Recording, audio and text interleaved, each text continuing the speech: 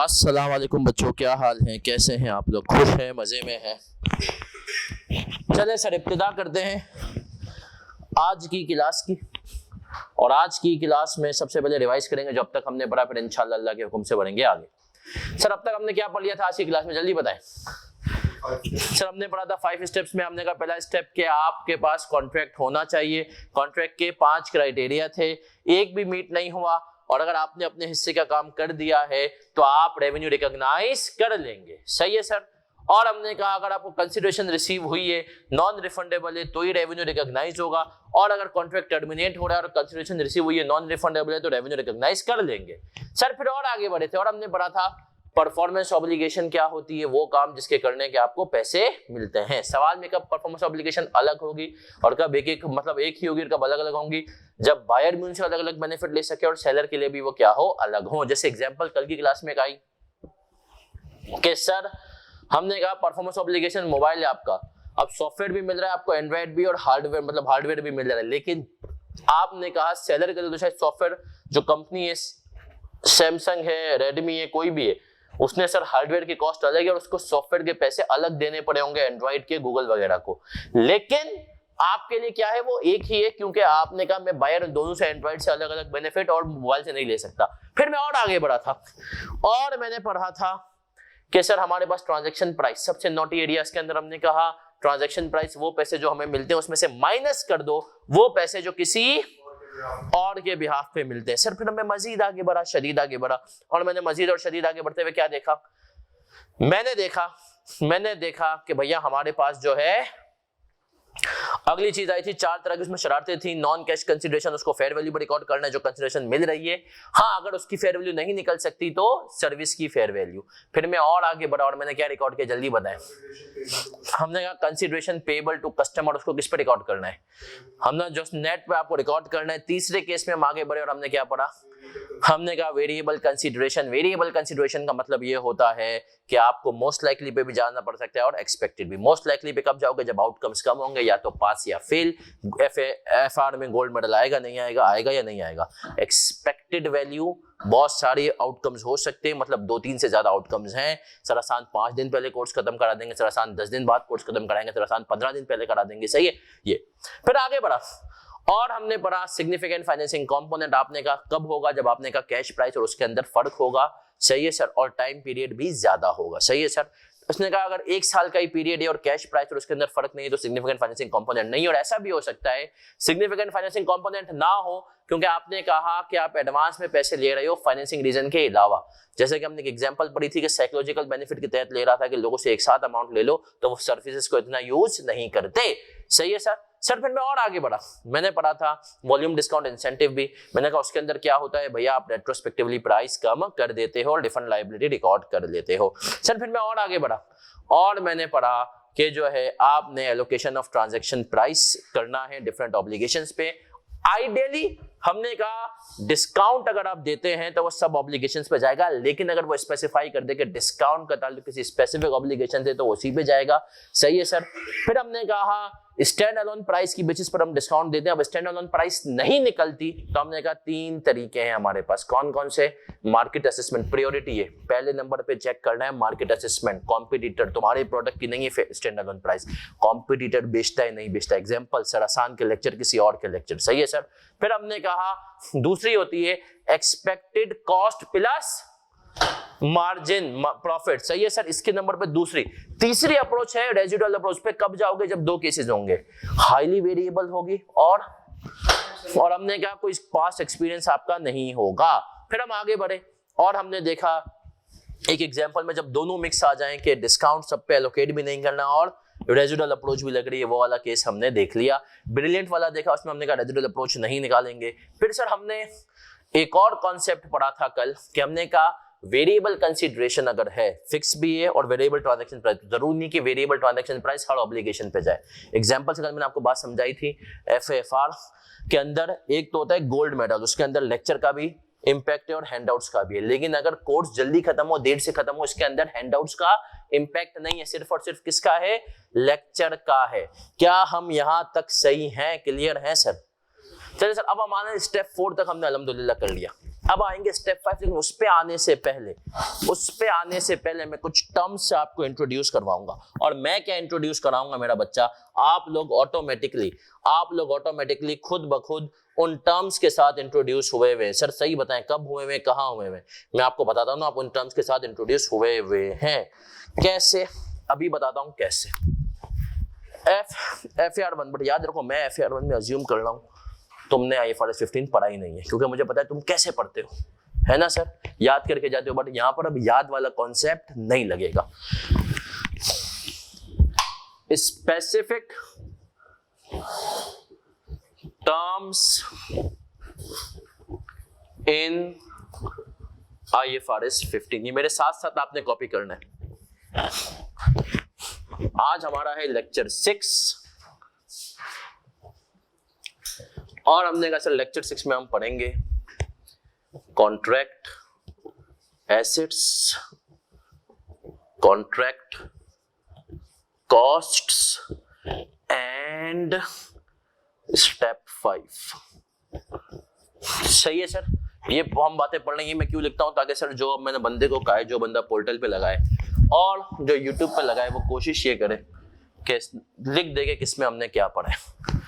चले सर, अब हमने कहा स्पेसिफिक कुछ टर्म्स है। एक टर्म नॉर्मल है रिसीवेबल, बस थोड़ा सा यहां पर मैं आपको एक कॉन्सेप्ट बनाऊंगा, फिर वो इसका कोई मसला नहीं है। दूसरी टर्म है contract asset,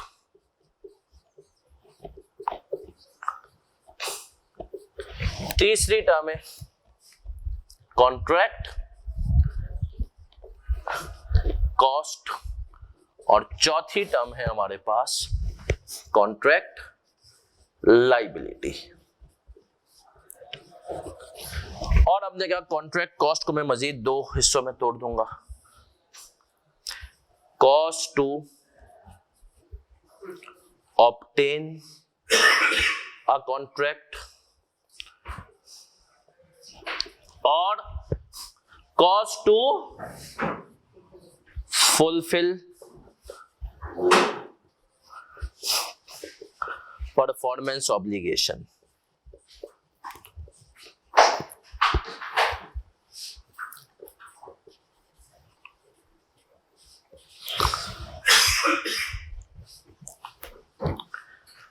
unconditional right to receivable, unconditional right to receivable,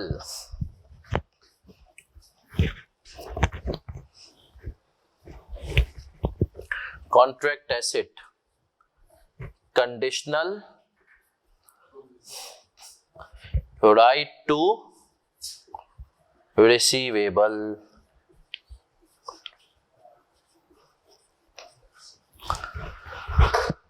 contract liability, amount received or becomes due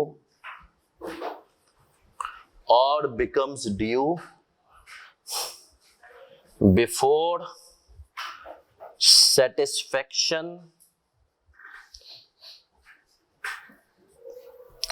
अभी कुछ भी नहीं समझा, सिर्फ लिख रहे हैं of performance obligation, of performance obligation.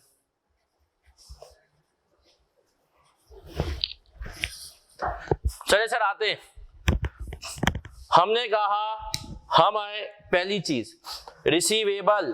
Receivable में मैंने लिखा है अनकंडीशनल राइट टू रिसीवेबल।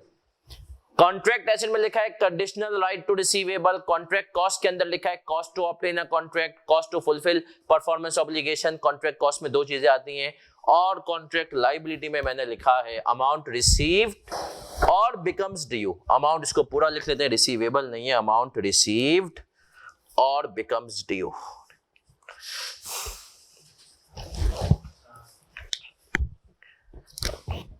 इसके आगे ब्लू कलर से अलग अलग लिख रहा हूं, अलग से। इसकी नेचर क्या है? एसेट है। इसकी नेचर क्या है? एसेट है। सर ये सब कुछ स्पेसिफिक टर्म्स हैं, इनको आज हम समझेंगे, पढ़ेंगे, इसके बाद हम इस काबिल इंशाल्लाह होंगे कि हम आगे बढ़ेंगे। इससे पहले भी हो सकते हैं, बट मैंने सोचा कि इससे आपको अब ज्यादा चीजें अच्छे से समझ में आएंगी।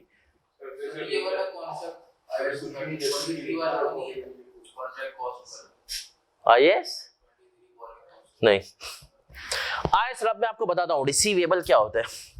अब सुनना, रिसीवेबल क्या होता है। रिसीवेबल होता है unconditional right to receivable. Unconditional मतलब क्या, उसके ऊपर कोई पक्ष नहीं है, अगले को तुम्हें तुम्हारे पैसे देने ही देने हैं। मैंने तुम्हें ये मार्कर बेच दिया, अब कोई पक्ष नहीं है, मैंने तुम्हारे पैसे तुम्हें देने ही देने हैं, मैंने तुम्हारे पैसे तुम्हें देने ही देने हैं। सही है सर, ये हमने कहा अनकंडीशनल राइट टू रिसीवेबल। सही है सर, कोई शरारत नहीं है। चले सर आगे बढ़ता हूं। हमने कहा कॉन्ट्रैक्ट एसेट के ऊपर आता हूं, कंडीशनल राइट टू रिसीवेबल। मैंने क्या लिखा है भाई, कंडीशनल राइट टू रिसीवेबल। मैं इसको आपको दो चीजों से समझाऊंगा। Sir conditional right to receivable का मतलब ये है, एग्जांपल जो कि मैं बहुत सारे बच्चों को कहता हूँ, FAR 1 में भी तुम्हें दी थी। सर यूनिलीवर एक बड़ी कंपनी है, उसके बहुत सारे ब्रांड हैं, उनको पता है कुछ ब्रांड ऐसे हैं जो हाथों हाथ बिकते हैं। क्या कहा मैंने, कुछ ब्रांड ऐसे हैं जो हाथों हाथ, जैसे सर्फ एक्सेल हो गया। सही है सर, हमने कहा ब्लू बैंड वगैरह हो गया, ये क्या होता है, डव हो गया, ये हाथों हाथ बिकते हैं। और हमने कहा सर कुछ ऐसे हैं जो कि बेचने में यूनिलीवर को भी स्ट्रगल होता है। जैसे मैंने कहा था एक शैम्पू पाकिस्तान में नहीं चलता, टॉनी एंड गाई। सही है, टॉनी और एक लड़का। सही है, हमने कहा ड्राई शैम्पू वो पाकिस्तान में नहीं चलता, उसको बेचने के लिए यूनिलीवर को भी पापड़ बेलने पड़ते हैं। अब सुनना, यूनिलीवर क्या बदमाशी करता है, वो करता है, वो जाता है, हमने कहा सपोज करो, क्या नाम है लड़के तेरा, जीशान। हमने कहा जीशान जो है ये एक दुकानदार है, हमने कहा हम कहा जीशान बेटा एक काम ये करो, हम यूनिलीवर, हमने कहा यूनिलीवर तुम्हें हमसे अगर सर्फ एक्सेल चाहिए तो तुम्हें टोनी एंड गाई भी, तुम्हें हम 100 सर्फ एक्सेल देंगे, लेकिन तुम्हें 5 टोनी एंड गाई भी खरीदने पड़ेंगे। अब जीशान को डर क्या है, जीशान को पता है कि सर्फ एक्सेल की डिमांड बहुत है, ये हमसे पैसे भी एडवांस में ले लेगा, या हमसे पैसे एडवांस में नहीं भी लेगा ना, तो ये हमें सर्फ एक्सेल आज ऑर्डर लेकर गया और पैसे कब देगा, डिलीवर कब करेगा यूनिलीवर, 1 महीने के बाद, और टोनी एंड गाई कल हमारे सर पे लाके रख देगा। तो जीशान कहता है कि सर देखें, मैं यूनिलीवर को कहता है मैं आपसे टोनी एंड गाई लूंगा, लेकिन मेरी एक शर्त है, आप मुझे बताए टोनी एंड गाई मुझे कल लाकर दे देंगे, सर्फ एक्सेल मुझे 1 महीने के बाद देंगे। तो जीशान कहता है कि सर मैं टोनी एंड गाई के पैसे आपको तब दूंगा जब आप मुझे सर्फ एक्सेल डिलीवर करोगे। जीशान क्या कहता है मुझे, सर मैं आपको टोनी एंड गाई के पैसे कब दूंगा, जब आप मुझे सर्फ एक्सेल भी डिलीवर कर दोगे। ऐसा नहीं कल आपने टोनी एंड गाई दे जिसके पैसे मुझसे मांगने आ जाओ, सर्फ एक्सेल की डिलीवरी से पहले नहीं दूंगा। अब जो टोनी एंड गाई का रिसीवेबल है वो किस पे कंटिजेंट है, कॉन्ट्रैक्ट एसेट पे। किस पे कंटिजेंट है, तो हमने कहा सर इसकी एंट्री, टोनी एंड गाई की एंट्री कंपनी ये नहीं बनाएगी रिसीवेबल डेबिट, और वो कॉन्ट्रैक्ट एसेट डेबिट करेगी और रेवेन्यू क्या कर देगी, क्रेडिट। ये कॉन्ट्रैक्ट एसेट शेयर होल्डर्स को चिल्ला के बता देगा कि भैया ये जो राइट है ये कंडीशनल है, ये रिसीवेबल के ऊपर कंडीशन लगी हुई है, देख लो क्या कंडीशन है। कंपनी इसका डिस्क्लोजर भी देती है कि इसके पैसे इसके ऊपर है। दूसरी एग्जांपल देता हूं सर, दूसरी एग्जांपल, भाई मैंने FFR पढ़ा रहा हूं अल्हम्दुलिल्लाह, मैं कंपनी लॉ भी शुरू करने वाला हूं थोड़ी देर में। अब आपने कहा भाई सर सपोज करो मैं दोनों एक साथ शुरू कर रहा हूं, कंपनी लॉ भी और FFR भी। अब आपको मैंने कहा भाई आप मुझसे दोनों लें, तो मैं आपको जो है ना, अब आप केनिस की, मैंने क्या कहा, केनिस के एडमिन ने कहा आप सर आसान से कंपनी लॉ भी लेंगे और वो भी लेंगे। अब केनिस के एडमिन ने क्या कर दिया, कंपनी लॉ की क्लासेस सपोज करें शुरू करवा दी, FFR की क्लासेस शुरू नहीं करवाई। अब आपको डाउट है कि यार सर पता नहीं सर आसान FFR जो है कब शुरू कराएं, पता नहीं सर आसान इस दफा सिर्फ कंपनी लॉ पढ़ा है, FFR पढ़ा ही नहीं।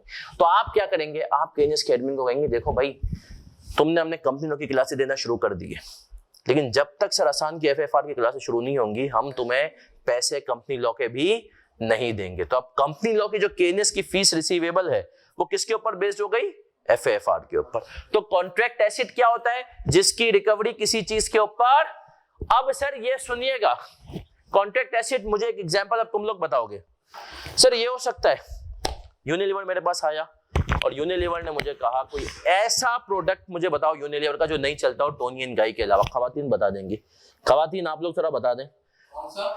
यूनिलीवर का कोई ऐसा प्रोडक्ट टोनी एंड गाई के अलावा जो नहीं चलता। शैम्पू तो नहीं कोई? बता दो भाई, मतलब मैं तो वैसे ही कह रहा हूँ। अब एक प्रोडक्ट जो मुझे लगता था नहीं चलता, अब मैंने उसकी रिसेंटली किसी से पूछा तो उसने कहा भाई वो तो धमाल मचा रहा है, वो था डोमेक्स। सही है। हमने कहा जो टॉयलेट क्लीनर था आपका, सही है, वो हार्पिक ने उसकी मार्केट ज्यादा ली हुई है, सही है, तो हमने कहा हार्पिक चलता है। अब सपोज करो डोमेक्स नहीं चलता, अब आपने जाके इम्तियाज वाले भाई को डोमेक्स पकड़ा दिया, उसने कहा भाई देखो डोमेक्स तुमने मुझे दे दो दिया, खरीदता कोई भी नहीं है मेरे पास पड़े पड़े, तो इम्तियाज वाले ने कहा डोमेक्स के पैसे में तो मैं तब दूंगा जब ये मेरे पास से बिक जाएगा। तो जरा जो डोमेक्स है उसकी रिकवरी किस पे कंडीशन हो गई? Sales by customer. तो हमने कहा डोमेक्स का जो रिसीवेबल है वो भी क्या हो जाएगा? कॉन्ट्रैक्ट एसेट, कि उसकी रिकवरी किसके ऊपर कंडीशन है? किसी और प्रोडक्ट के ऊपर। ये मैंने आपको बता दिया कॉन्ट्रैक्ट एसेट।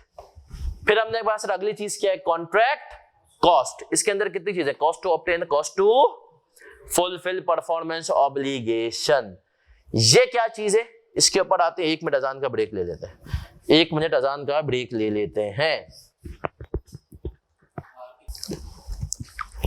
चले सर, अब आ जाए मेरा प्यारा बच्चा।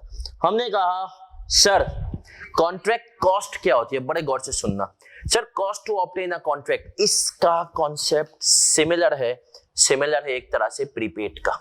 ये वो कॉस्ट होती है जो कि इसको स्टैंडर्ड का ये इंक्रीमेंटल कॉस्ट होती है। इंक्रीमेंटल कॉस्ट का मतलब क्या है? वो कॉस्ट जो कि कॉन्ट्रैक्ट हासिल करने के लिए क्या थी? जरूरी थी। चलो मैं तुम्हें एक छोटी सी एग्जांपल देता हूं। मतलब अगर कॉन्ट्रैक्ट हासिल नहीं होता, सिंपल अल्फाज में इसको जुगाड़ के तौर पे याद रखो, अगर कॉन्ट्रैक्ट हासिल नहीं होता तो ये कॉस्ट भी इनकर्ड। अभी इन सब के ऊपर हम एग्जांपल्स देखेंगे, लेकिन अभी सिर्फ आपको मैं एक बेसिक आइडिया दे रहा हूं ताकि आपको एग्जांपल्स पे लाऊं, हैंडआउट पे लाऊं तो मसला ना हो, क्योंकि ये सारे स्पेसिफिक टर्म्स है।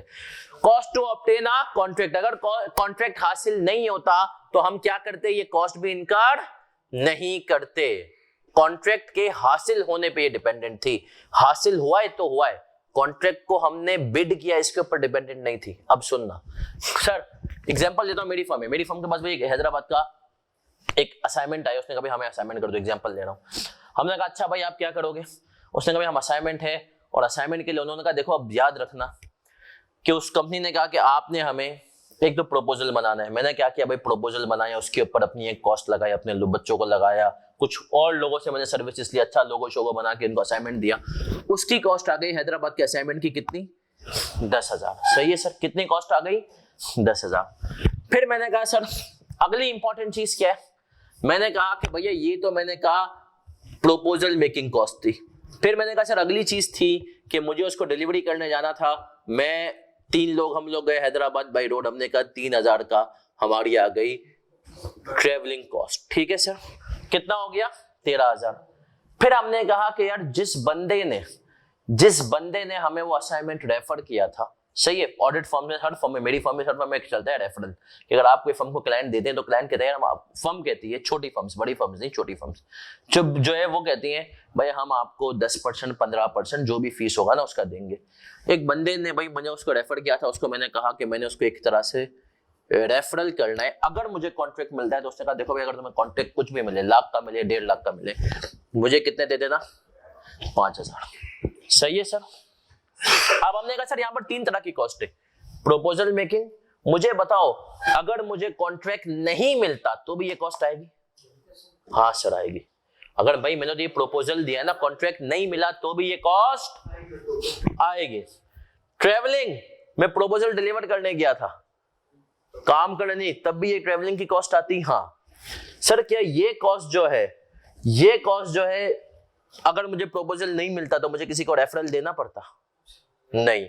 तो ये कॉस्ट स्टैंडर्ड ने का cost to obtain a contract है। क्या है? Cost to obtain a contract. अब सुनना, स्टैंडर्ड ने का इसकी जो ट्रीटमेंट है वो करोगे सेम एज प्रीपेड। क्या करोगे? Same as. अब स्टैंडर्ड ने का इसकी ट्रीटमेंट क्या होगी? Same as prepaid. क्या मतलब? इसको तुम पहले सपोज करो कॉन्ट्रैक्ट 2 साल का था, कितने साल का था? 2 साल का। तो स्टैंडर्ड ने का तुम इसको तो आज ही एक्सपेंस आउट कर दोगे, पीएनएल में ले जाओगे, इसको भी आज ही पीएनएल में ले जाओगे, लेकिन जो ये 5,000 है इसको तुम पीएनएल में लेके जाओगे, पीएनएल ओवर 2 years। कितने सालों में? तो हर साल का P&L का हिट कितना हुआ? 2500। अब IFRS 15 ने ये चेंज लाया, इस चीज को प्रीपेड बनाने वाले तरीके को IAS 18 एंडोर्स नहीं करता था। किसने एंडोर्स किया? IFRS 15 ने। क्या हम क्लियर है? क्या हम क्लियर है सर? असाइनमेंट 2 साल का था, इसलिए ऑनलाइन वाले बच्चों क्लियर है तो बेटा लिख दें CC।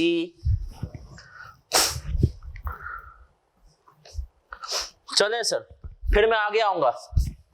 अब अगली चीज पे आता हूं। हमने कहा सर अगली चीज क्या थी? Cost to fulfil performance. इसको अभी नहीं समझाऊंगा, इसको थोड़ी देर से समझाऊंगा। सही, आज की क्लास में सब देखेंगे इसको थोड़ी देर से। अब आते हैं कॉन्ट्रैक्ट लायबिलिटी के ऊपर। ये क्या होता है?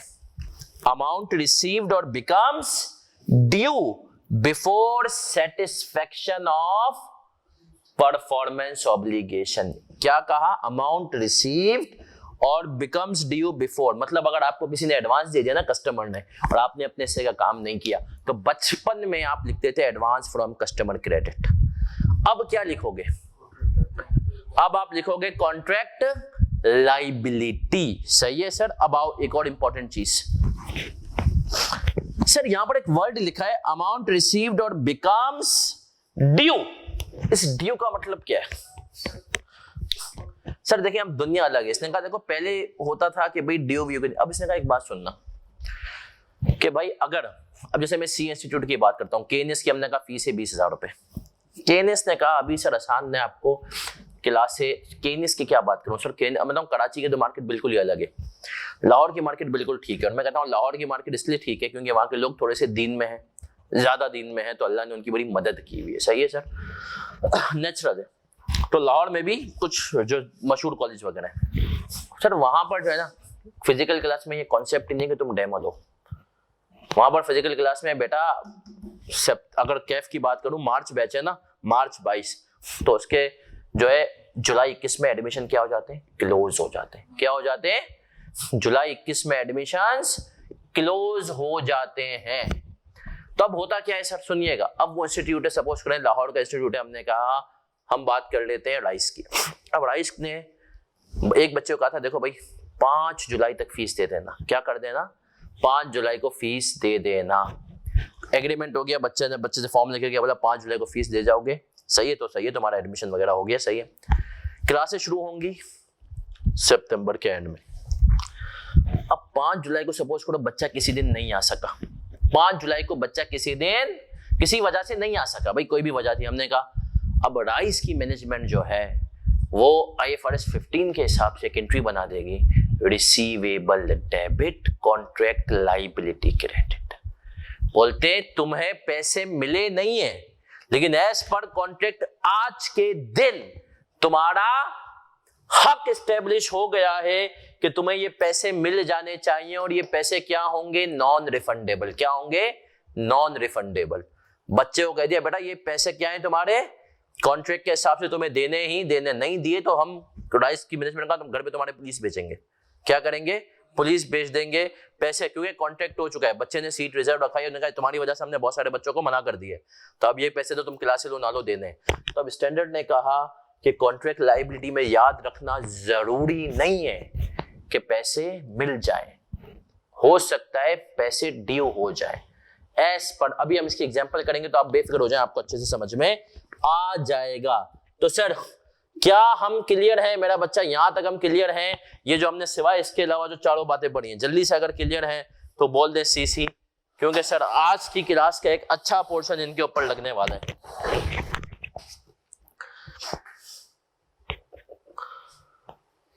डबल एंट्री, डबल एंट्री दोबारा बता दें किसकी बेटा डबल एंट्री? ये वाले की आप बात कर रहे हैं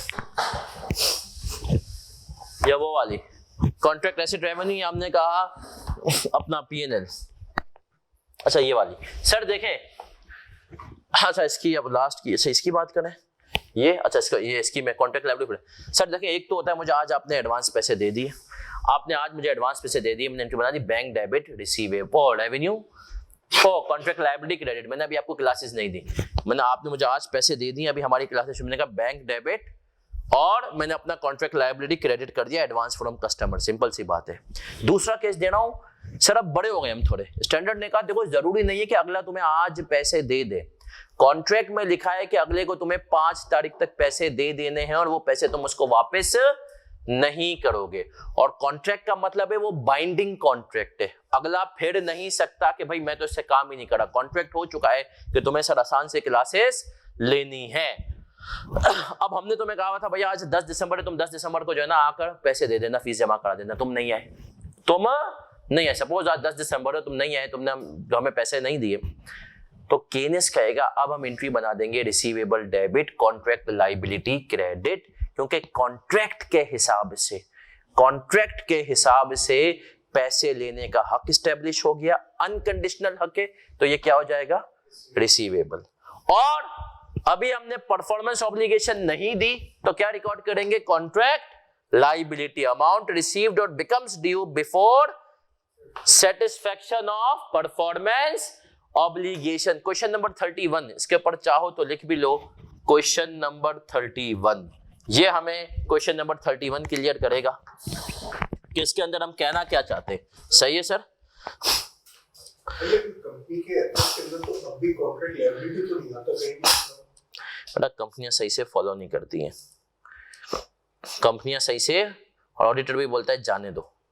प्रैक्टिकली ऑडिटर को यहाँ पर एक बच्चे का सर सवाल है प्रैक्टिकल लाइफ में, तो सर कंपनी के एफएस के अंदर कहीं भी लिखा हुआ नहीं आता कि ये इसको कॉन्ट्रैक्ट लायबिलिटी का या समथिंग लाइक दैट। तो मैंने कहा कंपनियां क्या करती हैं, सही से फॉलो ही नहीं करती। और हमारा ऑडिट, सच बताऊं माजरत के साथ, तुम लोग अभी फर्म में छोटे हो, तुम लोग अकाउंटिंग पढ़ रहे हो, तुम लोगों को ये बात पूछनी चाहिए, ये बात सवाल मुझसे नहीं अपने ऑडिट फर्म में जो इंचार्ज से पूछो, उसको कॉन्ट्रैक्ट लायबिलिटी क्यों नहीं कहते भाई, एडवांस फ्रॉम कस्टमर क्यों आ रहा है। सही है सर? क्या है? और अगर वो बता देता है तो वेल एंड गुड, अगर वो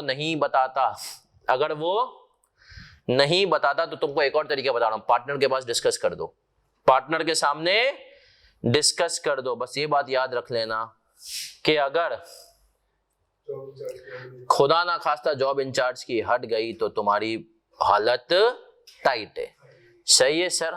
तुम्हारी हालत टाइट है। मैं आपको चलिए एक छोटी सी एग्जांपल दे दूं। अब मैं आपको एक, यार तुम लोग एग्जांपल पे याद आ जाते हो ना, पता नहीं। अच्छा ये बच्चे आज मुझे लाइव वाले बता भी दें और रिकॉर्डिंग वाले भी जब सुने, सर ये एग्जांपल जरूरी है दूं या मैं ना दूं, या मुझे रिकॉर्डिंग वाले ये भी बता दें मैं इनको काट दिया करूं रिकॉर्डिंग में। मुझे आज उसने कहा सर आपको जो कटवाना हो आप मुझे यूं कर दीजिएगा।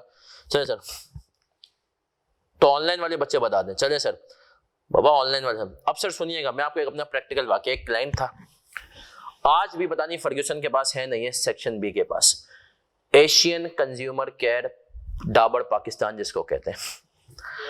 हाँ अब सुनिएगा, मेरे टाइम पे उसका एक्सटर्नल ऑडिट भी हमारे पास था, इंटरनल भी हमारे पास था, और एक ही टीम दोनों करती थी, या कम से कम एक दो लोग दोनों करते थे। भाई प्राइवेट क्लाइंट था, मतलब वो पाकिस्तान में कोई वो थोड़ी है। हाँ सेल्फ रिव्यू थे, तो आपको लगता है ना, मैंने कहा ना प्रैक्टिकली सही है।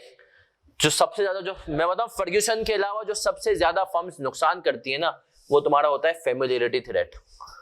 एक बच्चे को बहुत सारी जगहों पे मैंने देखे, पूरी आर्टिकल जो जवान ने एक क्लाइंट हर साल किया है, फर्ग्यूसन कहती है एक क्लाइंट मैक्सिमम कितनी दफा करोगे, ये हमारे टाइम पे तो अब सुनिएगा।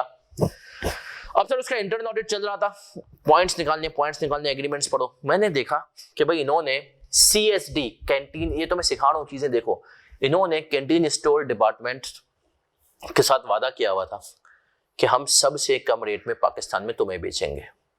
सही है? क्या एग्रीमेंट था? सबसे लोवेस्ट रेट में आपको बेचेंगे। और मैंने देखा उससे सस्ता तो ये मेट्रो को बेच रहे। उस टाइम पे इम्तियाज वगैरह इतना फेमस नहीं थे। अब ये पॉइंट मैंने आइडेंटिफाई कर लिया, अब हमारे एक सीनियर मैनेजर थे, अब वो माशाल्लाह पार्टनर है, सेक्शन बी में है, उनके इनिशियल्स बता दूंगा, SMH। सही है सर? बच्चे पहुंच जाएंगे। वो क्लाइंट से उनकी बहुत अच्छी जो है ना कोऑर्डिनेशन थी, सब कुछ थी, और मेरे भी बहुत अच्छे बॉस थे, मैं आज भी उनको बॉस कहता हूँ, दिल से उनकी इज्जत करता हूँ। सही है? वो सीनियर मैनेजर थे, इत्तेफाक से वो उस दिन मैनेज छुट्टी पे थे, पार्टनर ने रिव्यू के लिए बता दिया। मुझे फर्म में आए हुए 1 साल हुआ था, अटेम्प्ट नहीं हुई थी अभी मेरी, मैं खुश बाश, मैंने कहा कि जो है भाई नाम बढ़ेगा। पार्टनर ने रिव्यू के लिए बुला लिया, मैंने पार्टनर के सामने पॉइंट रख दिया, पार्टनर खुश, यार लोग तो ऐसे एग्रीमेंट पढ़ते ही नहीं है, तूने एग्रीमेंट भी पढ़ लिया, पॉइंट भी। अब मैं खुश, पार्टनर, मैं घर पे खुशी खुशी गया और भाई दोस्तों को भी बता दिया, शायद क्लास होगी तो शाम में दोस्तों को भी भरम दे दिए। पार्टनर ने आज भाई की तारीफ की है, फर्रुख रहमान ने भाई की तारीफ की है। हुआ ये, अगले दिन हसनैन और पार्टनर ने जॉब इंचार्ज से इस चीज की मेल करवा दी क्लाइंट को कि आप नॉन कंप्लायंस कर लें, ये वो गवर्नमेंट के साथ, ये वो एजेंसी है ना सरकारी। अगले दिन सीनियर मैनेजर वापस आ गए, क्लाइंट ने उनको फोन किया, उनसे दोस्ती थी, बोला क्या है ये, उन्होंने मुझे बुलाया, बोले पॉइंट तूने बताया था फर्रुख को, मैंने कहा। उसके बाद उन्होंने मुझे 5-8 मिनट सुनाई है, क्या जरूरत थी भाई, मुझे पहले बताता ना यार, तुझे क्यों लोग को इतना ओवर एफिशिएंट बनना होता है पार्टनर के सामने, ये वो। उस दिन मुझे समझ में आ गया कि भाई मुझे जो है ना, आप गलती पकड़ूं तो इनसे अच्छी बना के रखनी, क्योंकि सीनियर मैनेजर, मैंने कहा पार्टनर तो मुझे भूल भी जाएगा, अभी 1 साल का निकाह पार्टनर था, मैंने कहा यार जो सीनियर मैनेजर है असल में वही क्लाइंट देगा, और मत तो फिर मुझे फिर सीनियर मैनेजर खैर किसी भी तरीके से पार्टनर को समझाया, क्लाइंट को बोला यार थोड़ा सा इनके रेट देख लो, ये वो, और कवरिंग लेटर में पॉइंट डाल के, वो इसके इंटरनल रिपोर्ट में पॉइंट डाल के रिस्क मिनिमाइज करके निकाल दिया। लेकिन मुझे सुनाई कि ये ओवर स्मार्ट क्यों बनते हो, ऐसे पॉइंट रिपोर्ट में क्यों डालते हो जिसके ऊपर क्लाइंट के लिए मसला हो। सही है सर, तो ये एक प्रैक्टिकल केस था, आपके साथ भी हो सकता है, लेकिन सर कोई मसला नहीं।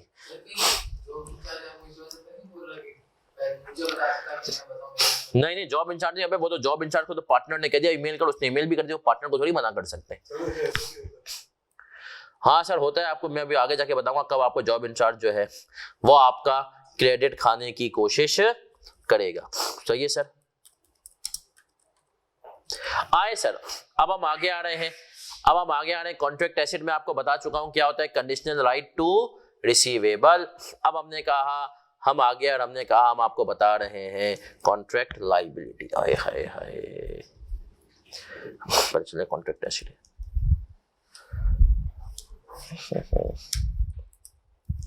चलिए सर, हमने कहा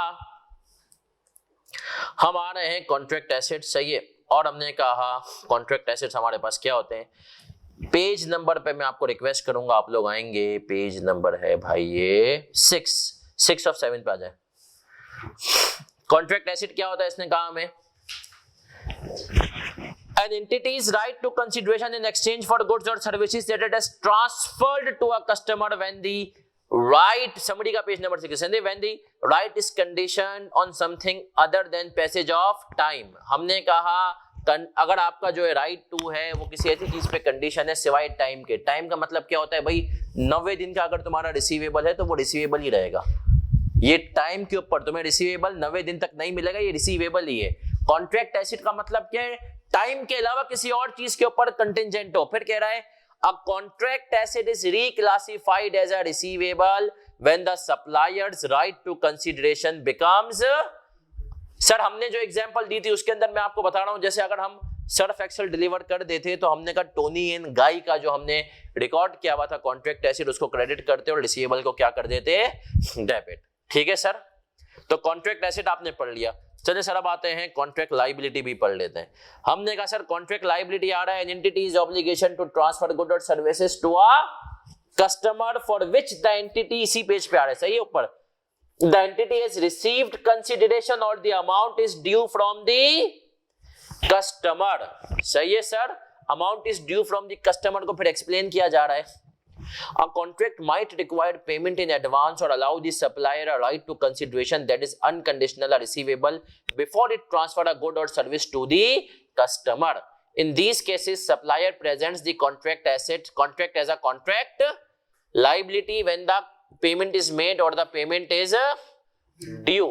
सही है सर, एक काम ये करते हैं सर, नमाज का भी टाइम हो गया तो हम लेते हैं नमाज का मुख्तसर ब्रेक 15 मिनट का, और उस ब्रेक के बाद पढ़ते हैं क्वेश्चन नंबर 31, जिससे आपको ये कॉन्ट्रैक्ट लायबिलिटी वाली ट्रीटमेंट समझ में आ जाए।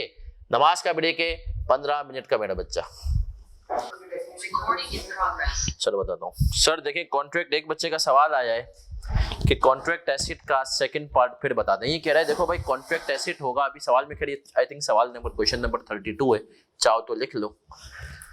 क्वेश्चन नंबर 32 में ये क्लियर भी हो जाएगा। सही है, हमने कहा ये क्वेश्चन नंबर 32 में भाई हमने कहा कॉन्ट्रैक्ट एसेट डेबिट किया, रेवेन्यू क्रेडिट किया, फिर इसने कहा आपने सर्फ एक्सेल भी डिलीवर कर दिया। जब सर्फ एक्सेल डिलीवर करेंगे तो हम एक एंट्री बना लेंगे, receivable debit contract asset credit. ठीक है, ये काम हम करेंगे। अभी आप देखेंगे इंशाल्लाह सब चीजें क्लियर होना शुरू हो जाएंगी। चलें सर, यहां तक मेरा ऑनलाइन वाला बच्चा किसी का कोई सवाल है? नहीं है तो हम बढ़ जाते हैं आगे, है ना सर?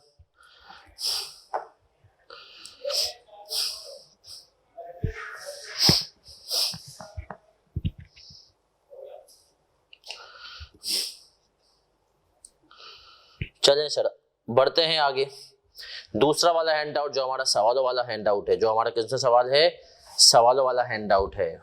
सही है सर। अच्छा, आप जो फिजिकल वाले बच्चे उनके पास नहीं होगा, एक काम करिए रूम में नीचे जा, फैकल्टी रूम में ना क्वेश्चन नंबर पेज नंबर 21 से हैंड आउट फैकल्टी रूम में पड़े हुए ना, वो लेकर के आ जा। सही है, आ जाए नीचे फैकल्टी रूम में जा, वहां पर तुझे नजर आ जाएंगे कौन से हैं।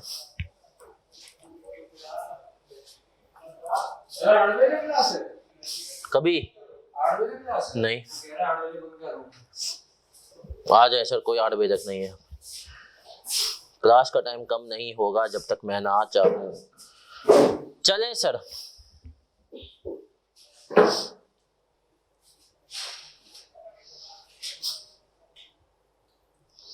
Question number 31 question number 31 page number आ रहा है आपके पास मेरा बच्चा, ये आपके पास पेज नंबर आ रहा है 24 ऑफ हैंडआउट। पेज नंबर 24 पे क्वेश्चन नंबर 31, पेज नंबर 24 पे क्वेश्चन नंबर 31। ओहो, नंबरिंग थोड़ी सी हमसे आउट हो गई है, क्योंकि सर हमारे पास पेज नंबर इससे पहले वाले उसके पर भी हमने कहा हमारे पास क्वेश्चन नंबर 31 लिखा हुआ है। सही है सर, आ जाए। लेकिन आपको आना है ऑनलाइन, जो रिकॉर्डिंग बच्चे लेंगे उनको मैं बता रहा हूं सर, आपने आना है page number 24 question number 31, contract liability and receivable IFRS 15। Illustrative example कौन सा है? 38। IFRS 15 इलस्ट्रेटिव एग्जांपल 38 है। हम पढ़ रहे हैं कि जो है ऑन 1 जनवरी 2019, 1 जनवरी 2019 को, 1 जनवरी 2019 को an entity enters into a cancelable contract। cancelable contract कौन सा कॉन्ट्रैक्ट है? Cancellable contract. रिक्वायरमेंट में सबसे पहले पढ़ने ये कह रहा है जर्नलाइज द अबव। रिक्वायरमेंट में ये शख्स हमसे चिल्ला चिल्ला के क्या कह रहा है कि आपने क्या करना है? जर्नलाइज करना है। ठीक है जी। ऑन 1 जनवरी 2019, डेट्स को अंडरलाइन करते जाना है सर। सही है। An entity enters into a cancelable contract to transfer a product to a customer on 31 March 2019। Customer को हमने कहा एक प्रोडक्ट ट्रांसफर करेंगे 31 मार्च 19 को। The contract requires the customer to pay consideration of ₹100 in advance. ठीक है। और 31 जनवरी 2019 customer pays the consideration on 1 March 2019। Entity transfers the product on 31 March 2019। अब सर सुनिएगा, डेट्स बहुत इंपॉर्टेंट है। 1 जनवरी 19 को हमने कहा कि तुम्हें 31 मार्च 2019 को क्या करना है? हमें ट्रांसफर करना है। और कॉन्ट्रैक्ट ने रिक्वायर किया था कि भाई कस्टमर को हमने कहा था तुम हमें जो है पे करोगे कंसिडरेशन ऑफ ₹1000 इन एडवांस। कब पे करोगे? इन एडवांस ऑन 31 जनवरी 2019। सही है जी। 31 जनवरी 2019 को कस्टमर को भाई हमें वो करना था। फिर customer pays the consideration on 1 March 2019। Entity transfer the product on 31 March 2019। यहाँ पे वर्ड क्या इंपॉर्टेंट है? कॉन्ट्रैक्ट क्या है?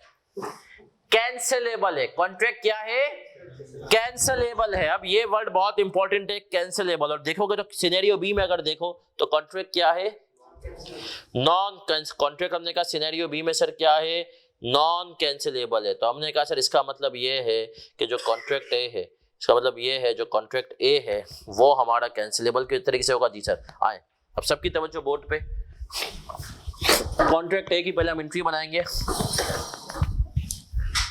कॉन्ट्रैक्ट ए की हम एंट्रीज बनाएंगे और फिर कॉन्ट्रैक्ट बी की भी एंट्री बनाएंगे। जब तक मैं ना कहूं आपने कॉपी नहीं करना है, और जब मैं कह दूं तो आपने कॉपी शुरू कर देना है। आ जाए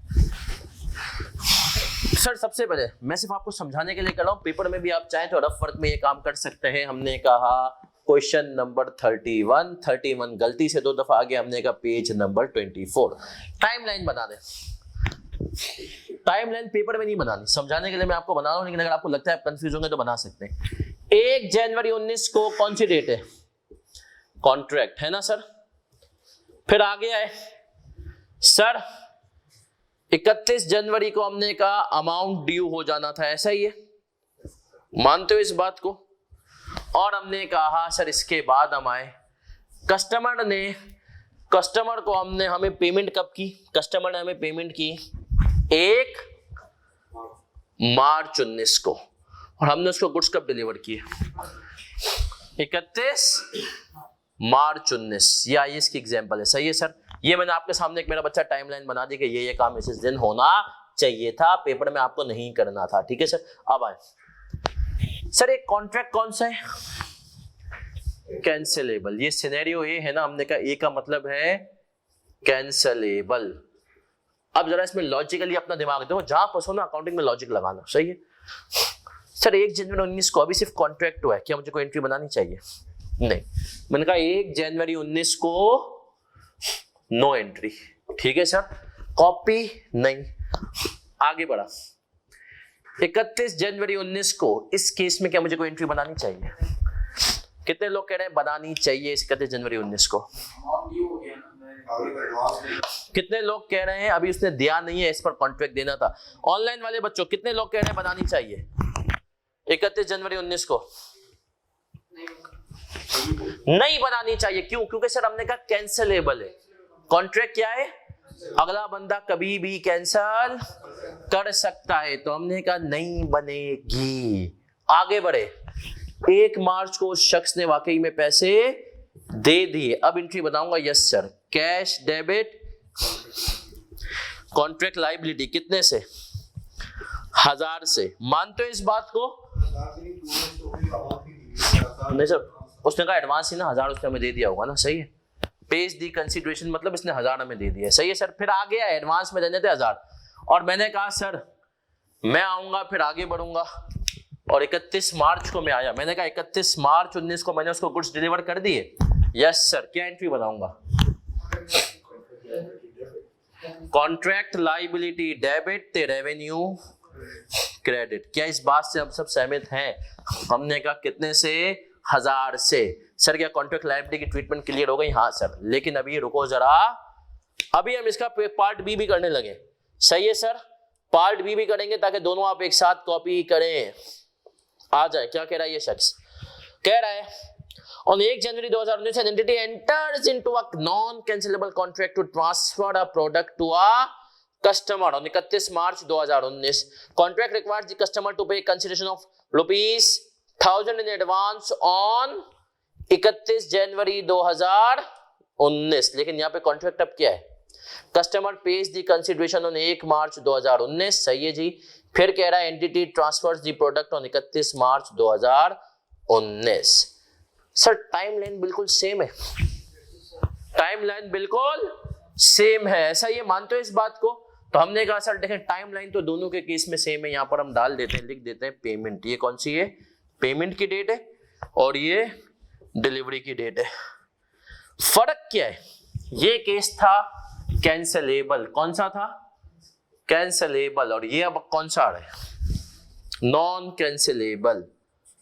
नॉन कैंसिलेबल का मतलब क्या है भाई? अब ये कॉन्ट्रैक्ट कैंसिल नहीं हो सकता, डन। ये कब होता है कैंसिलेबल? कैंसिलेबल यूजुअली तब होता है जब हमने कहा गुड्स हम लोकली मैन्युफैक्चर कर रहे हो, या गुड्स ऐसे हो जो कि इस कस्टमर को नहीं तो किसी और को भी चल जाएंगे। नॉन कैंसिलेबल क्या होता है? किसी के लिए स्पेशल कर रहे हो या इंपोर्ट करवा रहे हो। ये प्रैक्टिकल नॉलेज भी रखना। हमने कहा नॉन कैंसिलेबल पे हम आए। 1 जनवरी 19 को कोई एंट्री बनेगी?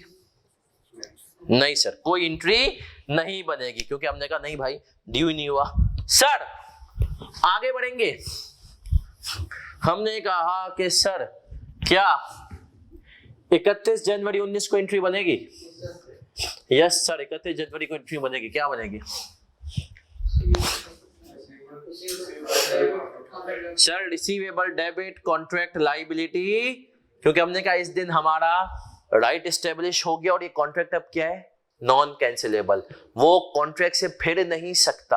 फिर यहां पर फिर सकता था, इसीलिए हमने कहा भाई रिसीवेबल्स क्या फायदा रिकॉर्ड करने का। उसने हमें कह दिया 5 फरवरी को चीजें नहीं चाहिए तो क्या करेंगे, लेकिन यहां पर फिर नहीं सकता, नॉन कैंसिलेबल है। रिसीवेबल डेबिट कॉन्ट्रैक्ट लायबिलिटी कितने से, 1000 से। सही है सर। फिर आ गया है 1 मार्च को उसने कैश दे दिया हमें, है ना सर। एंट्री बनाऊंगा कैश डेबिट रिसीवेबल कितने से, 1000 से। और हमने कहा अगली एंट्री 31 मार्च को आए और हमने कहा 19 को वो यही बनेगी, कॉन्ट्रैक्ट लायबिलिटी डेबिट और रेवेन्यू कितने से, 1000 से। क्या हम क्लियर हैं, वो भी क्रिस्टल वाले, यस और नो। आसान था क्या ये, यस सर ये आसान था। अभी आपके पेपर में भी नहीं आएगा, ये FAR 1 में पूछेगा, तुमसे थोड़ी पूछेगा, लेकिन क्योंकि यहाँ पर तो हमें सब चीजें पढ़नी है। जल्दी से कॉपी करो फिर आगे बढ़ेंगे। 2 मिनट दे रहा हूं मेरा बच्चा, आप लोग कॉपी भी करें। और मैं आपको एक इंपॉर्टेंट बात भी बताता चलूं, कल परसों मैंने एक जॉब डाली थी, नहीं उसके अलावा PwC US के लिए।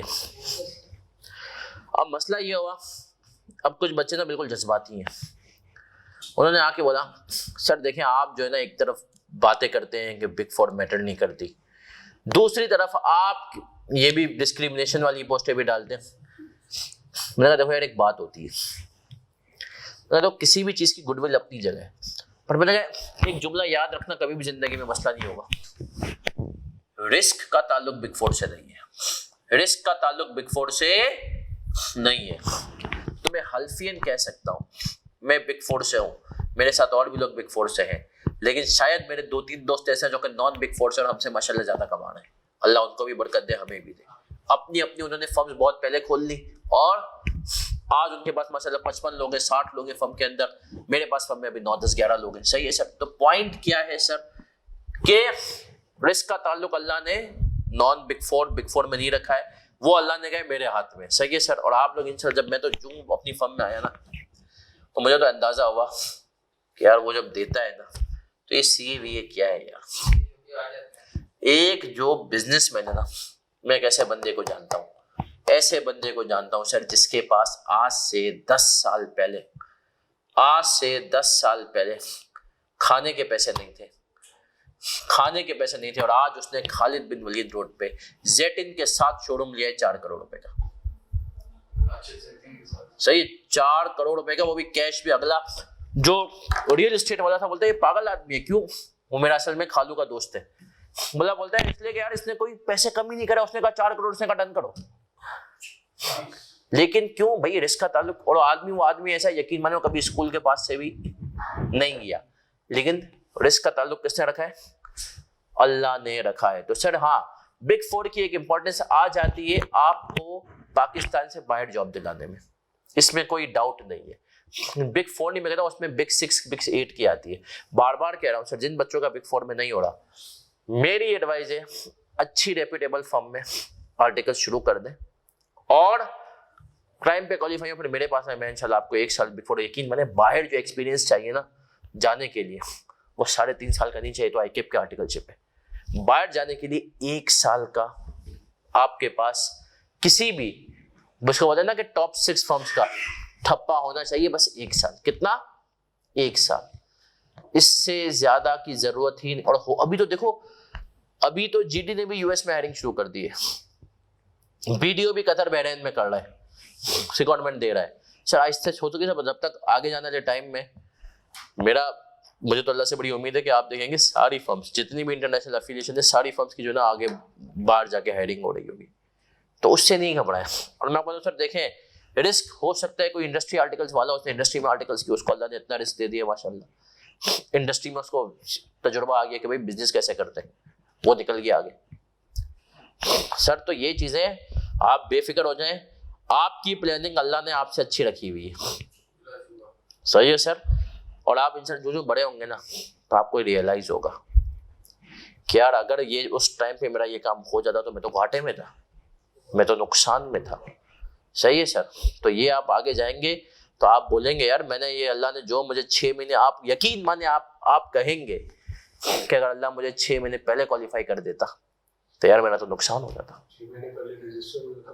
तो मैं खुद कहता हूँ अगर मैं शायद 6 महीने पहले क्वालिफाई हो जाता, सही है, तो शायद मैं 6 महीने पहले यूनिलीवर में चले जाता। और मैं अगर यूनिलीवर में चले जाता तो फिर मेरा जो, समझ रहे हैं, वो जो उसको बोलते ना कि मैं शायद टीचिंग करियर शुरू ही नहीं हो पाता। क्यों सर? के इलेक्ट्रिक में इतनी फरागत थी, मतलब मैं जो डिपार्टमेंट में था उसमें 8 ट्रेनिंग्स मुझे दे दिए थे, तो वहां पर मैंने कहा जग लग रहा है, टीचिंग में चला गया। सही है, तो ये आपको, फिर मैंने कहा अगर शायद टीचिंग करियर मेरा शुरू ही नहीं होता अगर मैं के इलेक्ट्रिक में ना जाता। तो समझे इस बात को, उसने आपके लिए हर चीज को बहुत प्लान रखा है, आपको और मुझे अभी अपनी कम अकल की वजह से नजर नहीं आता। आज सर सवाल नंबर 32 तो हमें नजर आ रहा है, उसको देख लेते हैं। पेज नंबर उसी पे है 24 पे 32, बहुत ज्यादा आसान सवाल कह रहा है। सिमिलर टू इलस्ट्रेटिव एग्जांपल हमने कहा X Limited enters into a contract to transfer product A and B to Y Limited in exchange for ₹1000. Product A is to be delivered on 28 Feb. Product B is to be delivered on 31 March. X 28 Feb को deliver होगा तो B कब deliver होगा? The promise to transfer product A and B are identified as separate performance obligation. ₹400 is allocated to product A and 600 to product B. Revenue is recognized when control of each product transfers to Y Limited. Payment for the delivery of product is conditional. Conditional का word बहुत important है। Conditional का word क्या बता रहा है, किसकी तरफ इशारा है? Contract asset.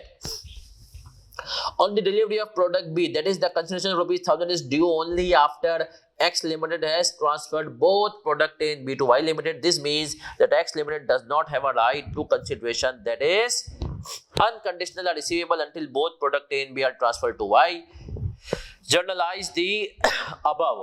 अब सर डेट्स आर इंपॉर्टेंट। ये सवाल यकीनन आपने किसी भी टीचर से पढ़ाओ, किसी भी काबिल एहतराम असातिज़ा से पढ़ाओ, FAR1 मुझसे पढ़ाओ, किसी से भी, ये एग्जांपल लाजमी आपने बचपन में पढ़ी हुई है ना सर?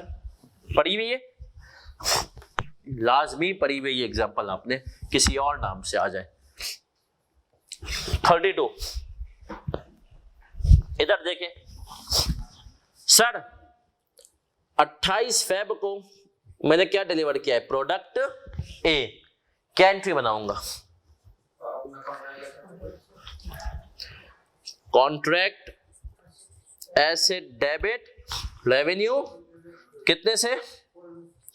400, ऐसा ही है।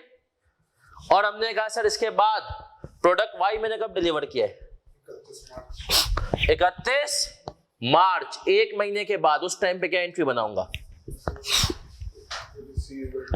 Receivable debit revenue credit.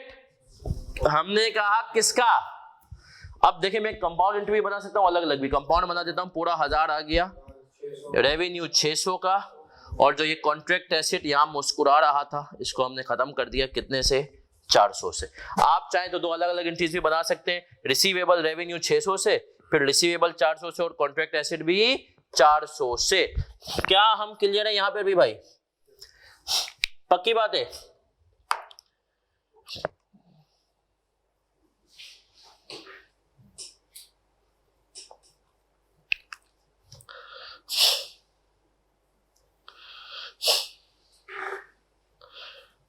और जाऊं आगे।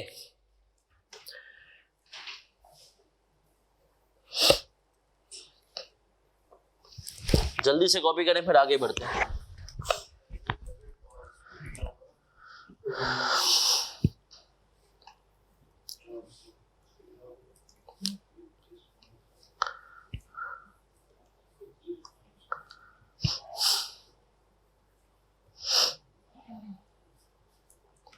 सर आहिस्ते आहिस्ते हमारा गेयर चेंज होने लगेगा, आप देखेंगे।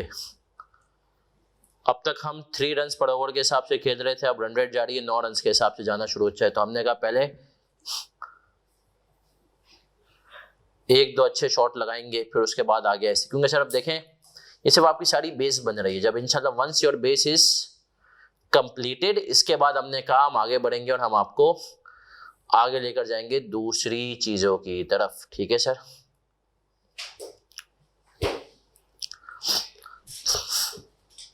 आए सर आए। अब हमने पढ़ा था cost to obtain a contract, उसकी ट्रीटमेंट बिल्कुल आपको किसके जैसी करनी है, प्रीपेड जैसी। आए अब उसके ऊपर एक एग्जांपल, ये भी बचपन में मैं बच्चों को करा दिया करता था, लेकिन अब यहाँ पर हम बड़े भी हो गए तो हम बड़ों वाला सवाल भी करेंगे इसके ऊपर। चलिए जी एग्जांपल में एक मिनट रुक जाए, एमसीक्यूज पे आ जाए। MCQs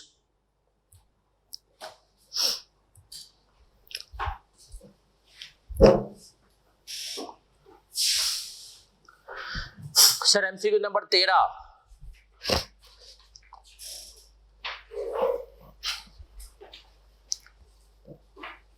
MCQ number 13, MCQ number 13 पढ़ने लगाऊं।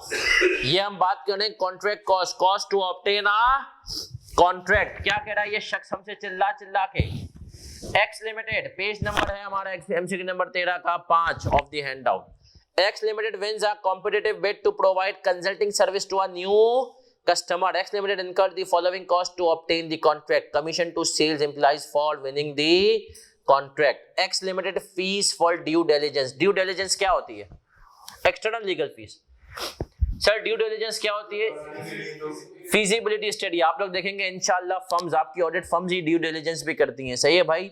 फिजिबिलिटी स्टडी को कहते हैं ड्यू डिलिजेंस, कि ये कंपनी को अक्वायर करें ना करें, हम दो कंपनी आपस में मर्ज ना हो, सही है sir.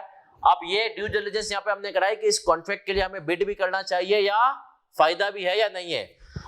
Travel cost to deliver proposal, total 50,000 की कॉस्ट इंक्लूड है। How to recognise the above cost, जल्दी से बता दे।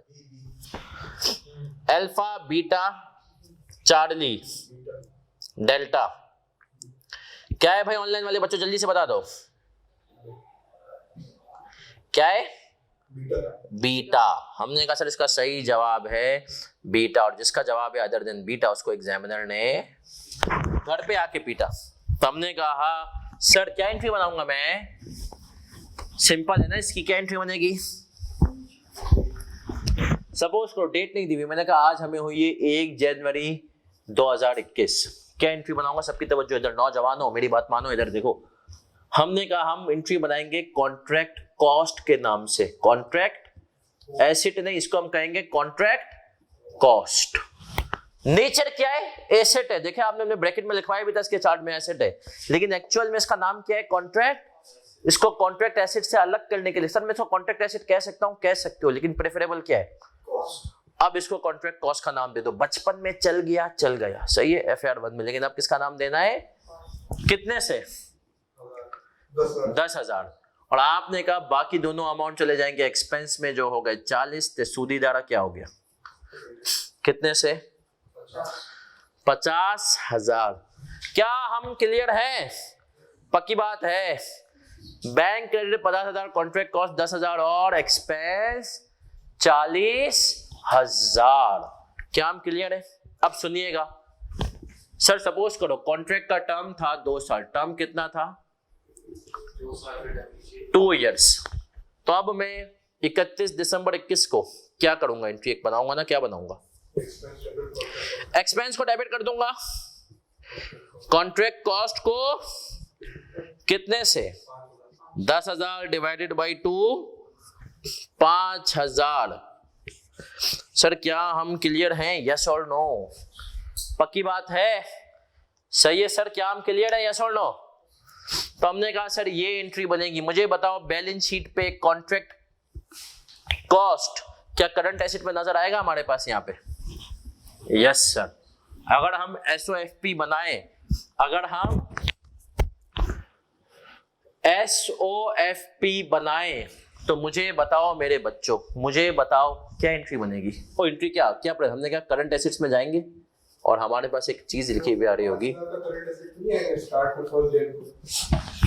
5,000 का, 10,000 डिवाइडेड बाई 2, 1 साल का अमोटाइज हो गया, 1 साल का रहता है।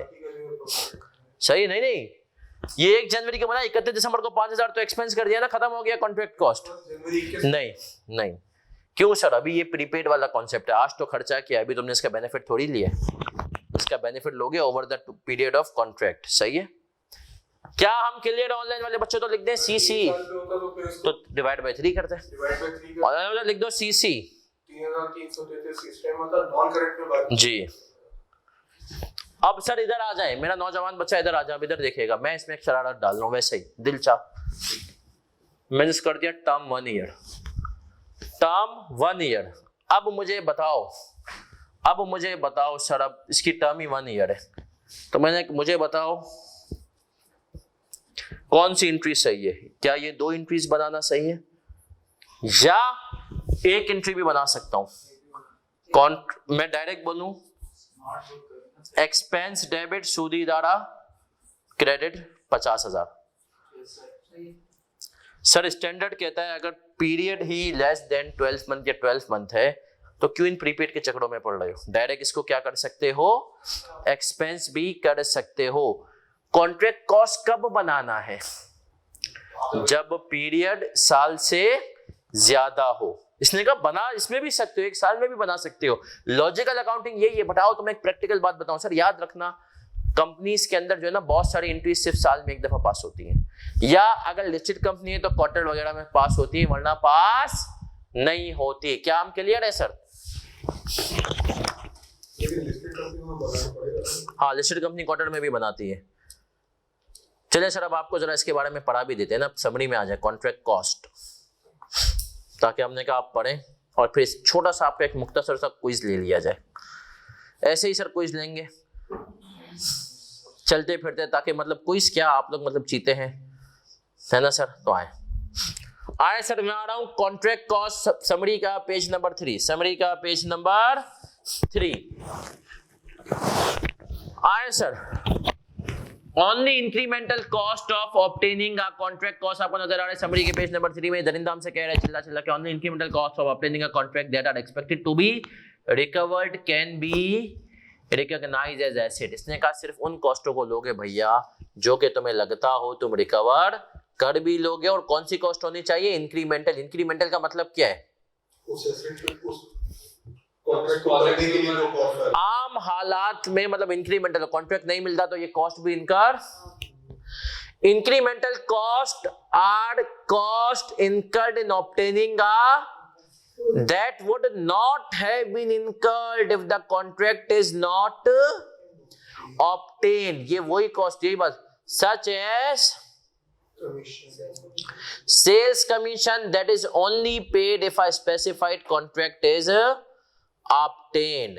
Incremental cost of acquiring a contract can be expensed out if amortization period is equal to और लेस देन। कैन का वर्ड लिखा है, जरूरी नहीं लिखा है, शुड भी नहीं लिखा है। चाहो तो कर सकते हो, चाहो तो ना करो। सर कॉन्ट्रैक्ट कॉस्ट का कॉन्सेप्ट क्लियर हो गया? तो आए सर एक आपको क्विज भी दे देते हैं सर, समझदार नहीं कहते थे चैलेंजर। आए सर चैलेंजर देते हैं आपको एक। हैंड आउट पे आ जाते हैं हम, सफा सफा सफा सफा नंबर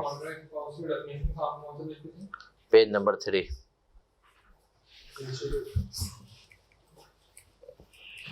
चले सर क्वेश्चन नंबर 30 पे आ जाएंगे। पेज नंबर क्वेश्चन नंबर 30 है, पेज नंबर है 23।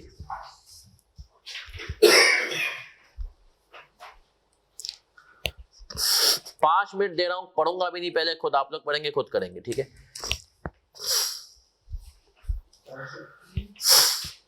Page number 23 question number 30।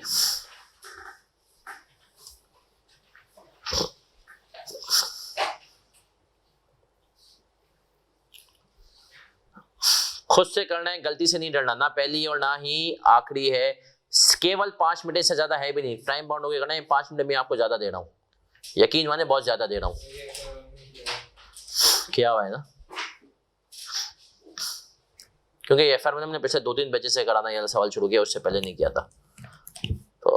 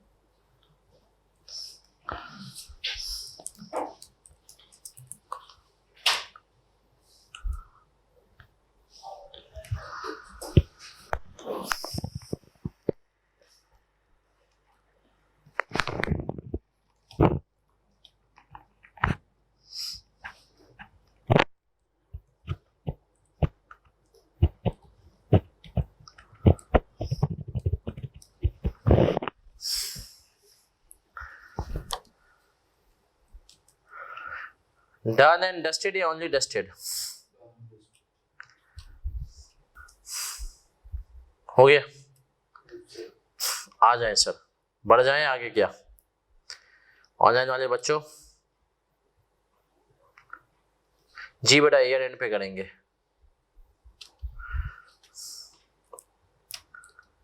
Online वाले बच्चों बढ़ जाए, 2 मिनट सर, बच्चे करें 2 मिनट, जल्दी जल्दी जल्दी।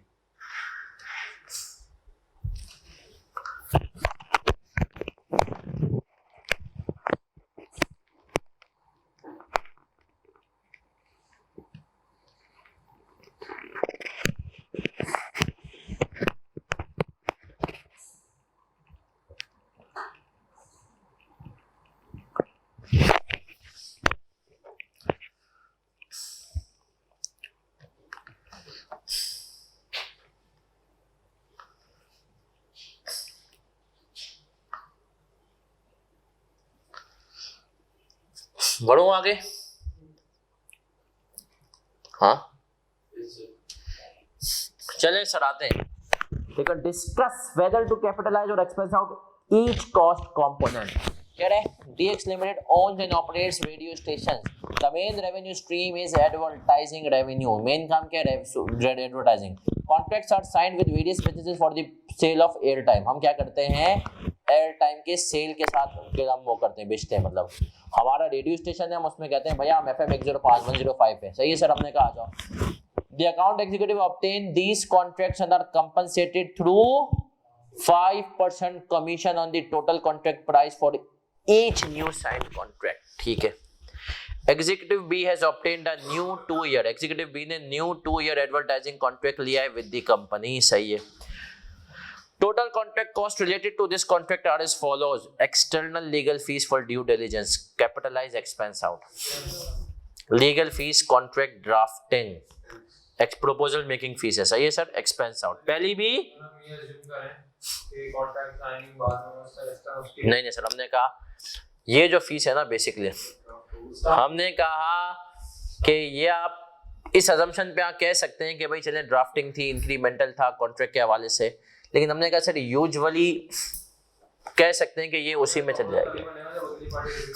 क्या हमने कहा सर एग्री भी हो सकती है, कि हमने कहा ये legal fees for contract drafting के ऊपर एक पॉइंट ये आ सकता है कि हाँ भाई इसको कैपिटलाइज कर सकते हैं, ये जरूरी था। और एक पॉइंट ये था कि नहीं यार बास मर्तबा हम क्या करते हैं, कॉन्ट्रैक्ट को हम रेडी रखते हैं, अगली पार्टी के पास उस कॉन्ट्रैक्ट को लेके जाते हैं, कहते हैं कर लो। तो सर इसके ऊपर चले हम लिख लेते हैं ये कैपिटलाइज कर सकते हैं। क्या कर सकते हैं? कैपिटलाइज। हमने अजम्पशन ये लिए कि सेल्स हो गई, उसके बाद ही हमने क्या किया, कॉन्ट्रैक्ट को ड्राफ्ट करवाया किसी थर्ड पार्टी से या किसी लॉयर को कि भाई इसमें देख लो कोई चीज रह तो नहीं जाए, ये क्या कर देंगे, कैपिटलाइज। आगे आते हैं। लेकिन तो नहीं ना, तो हमने कहा नहीं सर जरूरी नहीं है, हो सकता है हर पार्टी के साथ अलग अलग हो। जब यहाँ पर मैंने कहा ना, अब यहाँ पर 2 अजम्पशन है, कर भी सकते नहीं भी, कि हमने ये कहते हैं हाँ भाई ये तो हमें कह रहा है कि नॉर्मली हमने एक जनरल कॉन्ट्रैक्ट बनाया जो आगे वाली चीजों के लिए भी होगा, तो उस केस में नहीं करेंगे। हमने कहा तो हम अज्यूम ये कर रहे हैं स्पेसिफिक था, कॉन्ट्रैक्ट पक्का होने के बाद हुआ तो कैपिटलाइज कर सकते हैं। सही है सर, चाहो तो उसका लिख लो, capitalize if specific and after confirmation, capitalize if specific and after confirmation।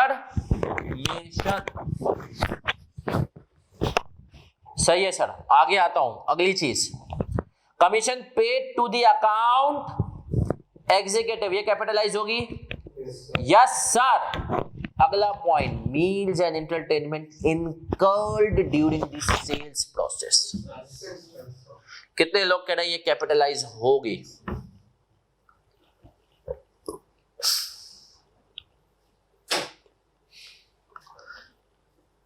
SAK बिल्कुल जवाब देता हूं, बट आप अपना पूरा नाम लिखा करें ताकि मुझे आपको मुखातिब करने से आसानी हो, बताए कौन कौन ले रहा है क्लास। तो SAK जवाब देता हूं आपको। पहले इस बात है सर, कितने लोग करें कैपिटलाइज होगी? नहीं सर नहीं होगी। क्यों नहीं होगी? अभी हम सेल्स प्रोसेस में थे, समझ रहे हो, जरूरी कोई इंक्रीमेंटल कॉस्ट नहीं थी, और अभी तो हम बेचने के प्रोसेस में थे। ये क्या होगी? Expense out. अगली चीज बहुत इंपॉर्टेंट है, creative directors time salary allocation of creative director to develop on ad. Time salary allocation का मतलब क्या है? भाई हमने कहा सपोज करो दरिद्र को हम 10,000 रुपए देते महीने के, हमने कहा एक ऑन एड थी जिसपे तुम्हें डेवलप करवाना था, उसके तो हमने कहा तुम्हें दे 10,000 ही नहीं 1,500 रुपए हमने इसमें एलोकेट कर दिए, तो क्या कैपिटलाइज करेंगे? नहीं। वर्ड क्या है? इंक्रीमेंटल। आखिरी पॉइंट पे आता हूं, actors amount paid to external actors to record the on air ad. भाई देखा ना, हमने तो उसको रेडियो टाइम बेचा है ना, अब उसने कहा भैया तुम एड भी मुझे बना कर दे दो, कॉन्ट्रैक्ट के हिसाब से हम उसको क्या करना है, एड भी। वो नहीं एक बंदा जिसकी आवाज अच्छी हो, सही है, अब वो एड बना कर दे रहा है, उसको हमने दिए 750। क्या ये कैपिटलाइज होगा? ऑनलाइन वाले बच्चों, फिजिकल वाले नहीं। होगा नहीं होगा? सब बताएं। चले सर ठीक है, ये कैपिटलाइज होगा क्योंकि हमने कहा ये इंक्रीमेंटल कॉस्ट है, कॉन्ट्रैक्ट नहीं मिलता तो हम क्यों अगले को पकड़ के बोलते चल भाई तो रिकॉर्ड करा दे। सही है सर, हमने कहा कॉन्ट्रैक्ट मिला है तो ये cost to obtain a contract की तरफ जा रहे हैं, बट इसको हम आगे जाके डिस्कस करेंगे, एक तरह से कॉस्ट टू फुलफिल का भी हिस्सा बन सकता है ये। बट हमने कहा अभी हम इसको क्या करेंगे, कैपिटलाइज की तरफ जाएंगे। तो अगर मैं यहाँ पे समराइज करूं इस सवाल को, अच्छा सवाल था, लीगल फीस कॉन्ट्रैक्ट ड्राफ्टिंग को हमने कैपिटलाइज किया, ये अजम्पशन पे कि स्पेसिफिक इसी कॉन्ट्रैक्ट की आगे नहीं है। हमने अकाउंट एग्जीक्यूटिव को क्या किया, कमीशन को उसके कैपिटलाइज किया, मील्स को एक्सपेंस आउट किया, क्रिएटिव डायरेक्टर सैलरी को एक्सपेंस आउट किया।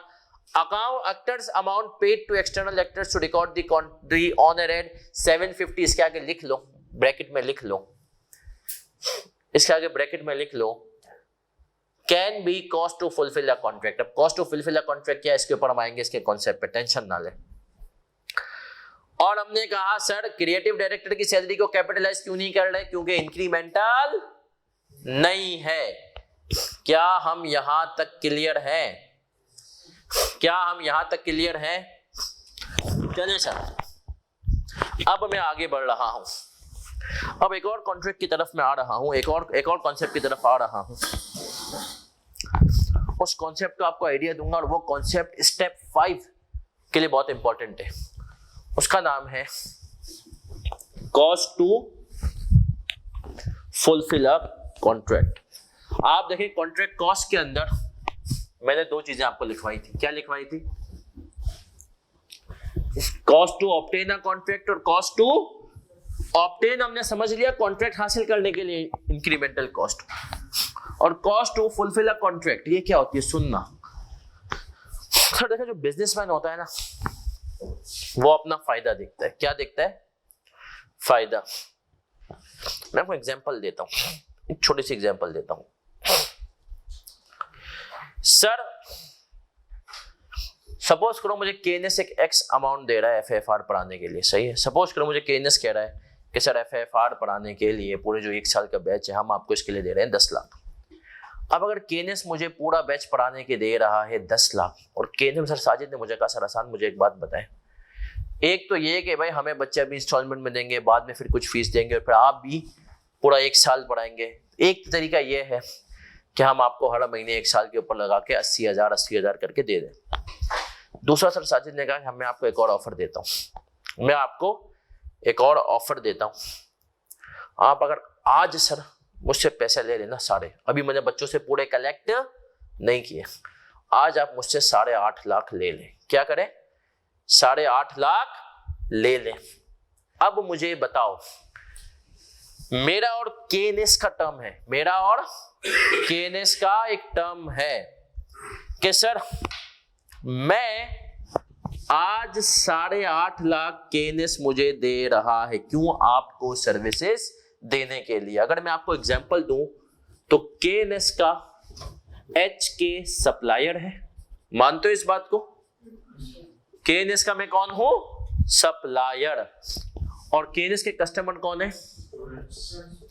स्टूडेंट्स। ऐसा ही है, मानते हो?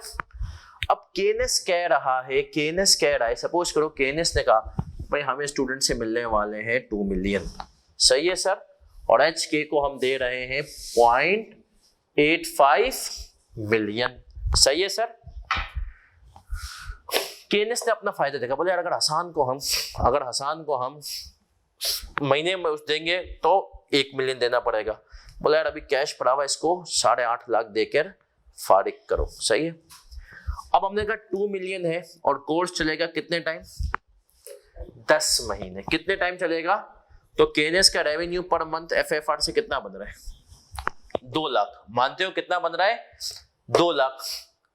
अब सुनना सर, केएनएस ने ये पैसे मुझे आज दे दिए, आज केएनएस का क्या हो गया? आउटफ्लो हो गया है ना सर। लेकिन मुझे बताओ क्या इस पूरे 0.85 मिलियन को केएनएस को क्या इस पूरे 0.85 मिलियन को अपनी कॉस्ट आज रिकॉर्ड कर लेनी चाहिए? नहीं। केएनएस क्या रिकॉर्ड करेगा? केएनएस इसकी कॉस्ट रिकॉर्ड करेगा, आज डालेगा इसको एक एसेट अकाउंट में। एक तरह से ये प्रीपेड ही है। कॉन्ट्रैक्ट कॉस्ट को डेबिट करेगा, बैंक को क्या कर देगा?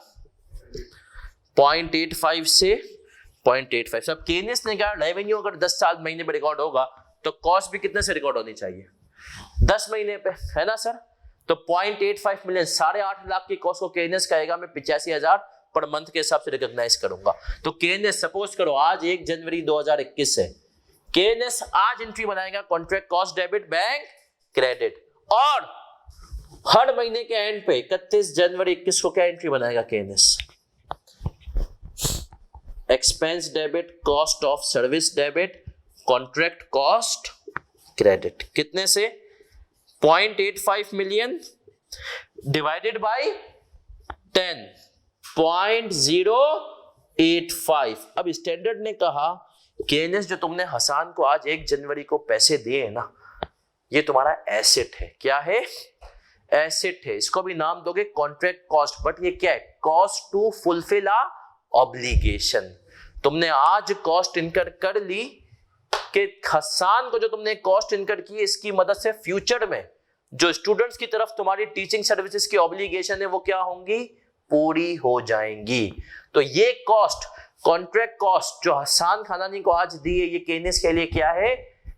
Cost to fulfil the obligation. केएनएस मुझे आज पैसे दे रहा है एडवांस में, और स्टूडेंट से आज सारे, भाई केएनएस तो मैं ये नहीं कह रहा कि भाई हसन को हमने सारे पैसे दे दिए, तुम भी आज ही हमें सारे पैसे दे दो। नहीं, तुम में से कोई इंस्टॉलमेंट में देगा, कोई 2 में, कोई 3 में, कोई किसी भी अमाउंट में ना। बट केएनएस कह रहा है हमने क्या कर दिया हसन को आज। आप सुनिएगा सर, यही मैं आपको इसके कॉन्सेप्ट की एक और एग्जांपल देता हूं। इस कॉन्सेप्ट की एक और एग्जांपल देता हूं।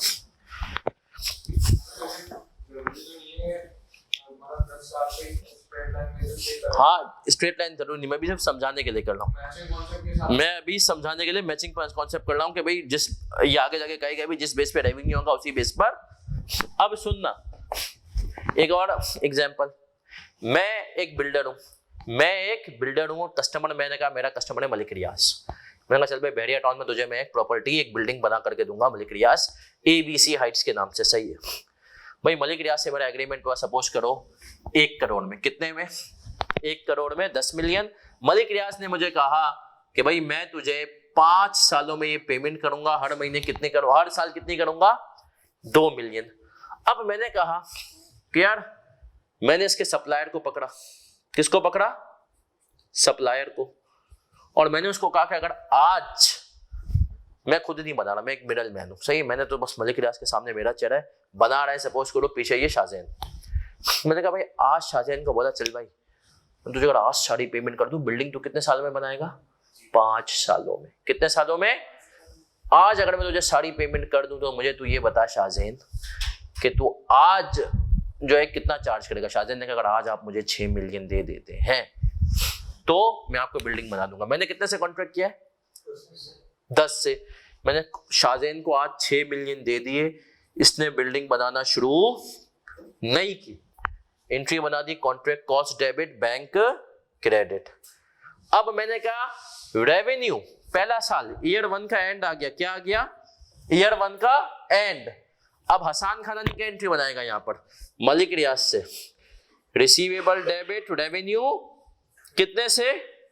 2 मिलियन। अभी मैं इसको स्ट्रेट लाइन पे लेकर जा रहा हूं, जरूरी नहीं है स्ट्रेट लाइन पे। सही है सर, इसकी बेसिस चेंज होगी। और दूसरी तरफ में क्या एंट्री बनाऊंगा? कॉस्ट ऑफ सर्विस डेबिट और कॉन्ट्रैक्ट कॉस्ट क्रेडिट। कितने से? 6 डिवाइडेड बाई 5, 1.2 मिलियन। तो कॉन्ट्रैक्ट कॉस्ट का मतलब क्या हुआ सर? ये वो कॉस्ट होती है, अब समझा रहा हूं, सुनना। ये वो कॉस्ट होती है जो आप इनकर आज कर लो, लेकिन कस्टमर को चार्ज ना कर सको। क्या होता है? ये वो कॉस्ट होती है जो कि आप इनकर आज कर लो लेकिन कस्टमर को चार्ज ना कर सको। इसको हम प्यार से क्या कहते हैं? Contract cost. क्या कहते हैं इसको हम प्यार से? आज मैंने इनकर कर ली लेकिन आज मैं कस्टमर को चार्ज नहीं कर सकता। कस्टमर बोल रहा है मलिक रियाज कह रहा है भाई मैंने तुझे मैं थोड़ा दूंगा, मलिक साहब कैश दे दे यार, थोड़ा सा कैश दे दे, कमी है। बोलते हैं भाई कैश जो है ना तुझे 5 सालों में ही दूंगा। और अभी मैंने एग्जांपल को आसान किया, हमने कहा रेवेन्यू रिकॉग्नाइज करने स्ट्रेट लाइन बेसिस पर। सर क्या इस कॉन्सेप्ट में हम क्लियर हुए? तो लिख दें सीसी, ताकि हम इसको पढ़ेंगे भी अभी, क्योंकि सर ये कॉन्सेप्ट आगे जाकर इंपॉर्टेंट होने वाला है। ये कॉन्सेप्ट हमने कहा आगे जाकर एक आते हैं लॉन्ग टर्म कंस्ट्रक्शन कॉन्ट्रैक्ट्स, जो कि अलग से सवाल जब आ जाता है ना 18-20 नंबर का, तो वो आ जाता है। सर देखिए मैं हसान खनानी हूँ, हसान खनानी मलिक रियाज को सर्विसेज दे रहा है, बोला है 10 मिलियन में तुम्हें बिल्डिंग बना कर दूंगा, सही है।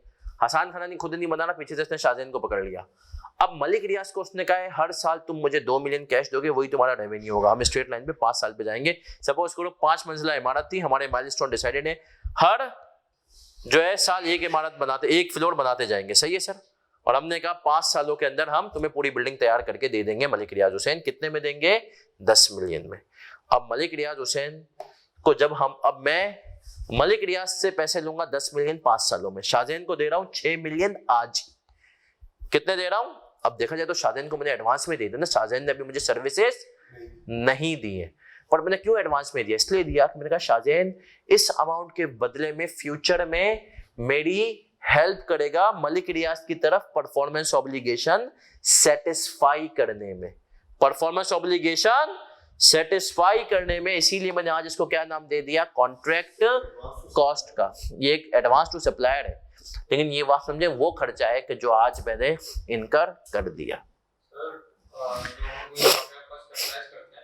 हमारी जो पॉलिसी होती है थ्रेशोल्ड होता है ना, उसके ऊपर जरूरी है कि उसका क्राइटेरिया से ऊपर जाए और उससे नीचे वाली कॉस्ट को नहीं करता है।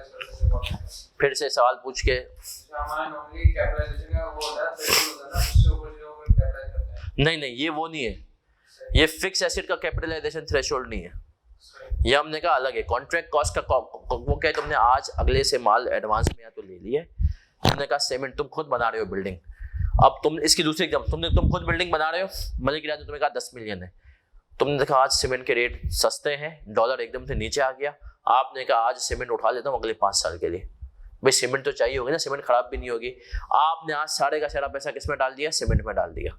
आज आप जिससे लेबर का काम ले लो, उसने कहा कि भैया आज जो है मुझे अगर पैसे दे देते हो ना, मैं तुम्हें गारंटी देता हूँ अगले 5 साल तक तुमसे पैसे भी नहीं लूंगा, और वैसे पर लेबर तुमसे 18,000 लूंगा, सही, और हर साल इसमें 10% इंक्रीज भी करूंगा। लेकिन आज अगर तुम मुझे 5 साल तक के पैसे दे देते हो लेबर के, तो पर लेबर 15,000 में डन करता हूं, सही है।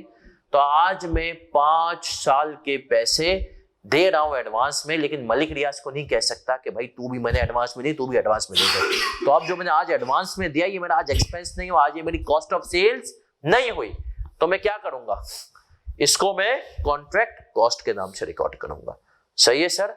तो इसको कहते हैं क्या? Cost to fulfil a obligation. तुमने आज खर्चा कर लिया है, कस्टमर को चार्ज नहीं कर सकते।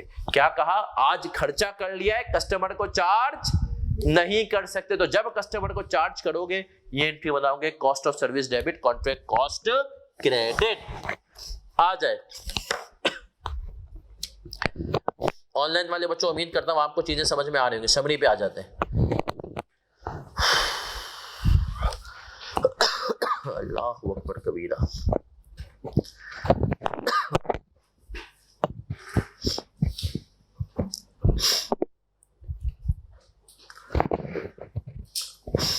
आए sir page number 3 of summary पे आ जाते हैं फिर से। Cost to fulfil a contract. If cost to fulfill a contract are within the scope of other IFRS, IAS 2, IAS 16, IAS 38, apply those IFRS. Example देना सर, मैं आपको example देता हूँ, चलिए सुनिएगा। IAS 2 की एग्जाम्पल, मैंने शाहजैन से एग्रीमेंट किया कि भैया शाहजैन मैं अगले 5 साल तक तुझे मार्केट देता रहूंगा। शाहजैन का सपोज करो एक कॉलेज है, मुझे पता है आगे जाके मार्केट की वैल्यू बढ़ जाएगी। मैंने आज 5 साल तक जो उसको मार्केट देने थे वो मैंने रख लिया अपने पास। अब ये जो मार्केट रखे हैं ना, ये इन्वेंट्री है मेरी, क्या है, तो मैं इस पे कॉन्ट्रैक्ट कॉस्ट डेबिट नहीं करूंगा, क्या डेबिट करूंगा, इन्वेंट्री। दूसरी एग्जांपल दें, मलिक रियाज हुसैन के लिए मैं बिल्डिंग बना रहा हूं, क्या बना रहा हूं, बिल्डिंग, और मैंने उस बिल्डिंग के लिए आज क्रेन ले ली, क्या ले ली, मैंने कहा क्रेन ले ली। अब क्रेन जो है वो कॉन्ट्रैक्ट कॉस्ट क्रेन की कॉस्ट से डेबिट नहीं करूंगा, वो अलग से पीपी रिकॉग्नाइज होगी, क्या एंट्री बनाऊंगा, पीपी डेबिट बैंक, तो वो IAS 16 में फॉल कर जाएगी। सही है सर। इसी तरीके से आपने कोई सॉफ्टवेयर ले लिया मलिक रियाज के लिए, सही है, वो उसको आप कहां डालेंगे, IAS 38 इंटेंजिबल में। आपने कहा मलिक रियाज ने कहा है कि भैया तुम सॉफ्टवेयर में चीजें मेंटेन करोगे, सब कुछ करोगे, सही है, तो तुम्हें कॉन्ट्रैक्ट देना हो, आपने वो सॉफ्टवेयर इनका अपना खर्चा कर लिया तो वो इंटेंजिबल बनेगा। बोला अगर इनके अलावा, अब जैसे लेबर वाली मैंने आपको एग्जांपल दी, मैंने लेबर को एडवांस पैसे दे दिए, ना वो IAS 2 में आ सकता है, ना वो 16 में आ सकता है, ना 38 में, उसको कहां डालूंगा, कॉन्ट्रैक्ट कॉस्ट में। सही है सर। तो क्या कह रहा है ये शख्स हमसे चिल्ला चिल्ला के, if cost to fulfil a contract are within the scope of other IFRS apply those IFRS। फिर कह रहा है if not a contract asset is recognized under IFRS 15 if and only if costs relate directly to a contract or anticipated contract that can specifically be identified. Example, direct labor, material and overhead. वही बात जो मैंने अभी आपको example दी, cement, मेरा काम contract होना, but मुझे पता है इसको सीमेंट मुझे लगा के देनी है, मुझे सीमेंट आज लेनी। पर इसमें एक चीज बहुत इंपॉर्टेंट है, क्या ये हमसे हाईलाइट भी करवाना चाह रहा है, ये कह रहा है भैया cost relate directly to a contract और कॉन्ट्रैक्ट। सुनना, इसका देखो ये दुप्पल नहीं होगा, क्या दुप्पल नहीं होगा, इसका सुनना, ये काम नहीं करोगे तुम, ये काम तुम नहीं करोगे। मेरा एक लेबर है दोस्त जानने वाला, अभी मेरे पास हाथ में कोई कॉन्ट्रैक्ट नहीं है और मुझे उम्मीद भी नहीं है एंटीसिपेटेड कॉन्ट्रैक्ट, मुझे पता है कि मेरी बातचीत चल रही है और मुझे पता है कॉन्ट्रैक्ट मिलने वाला है, उनकी तरफ से एक ऑफिशियल ईमेल आने वाली है एंटीसिपेटेड।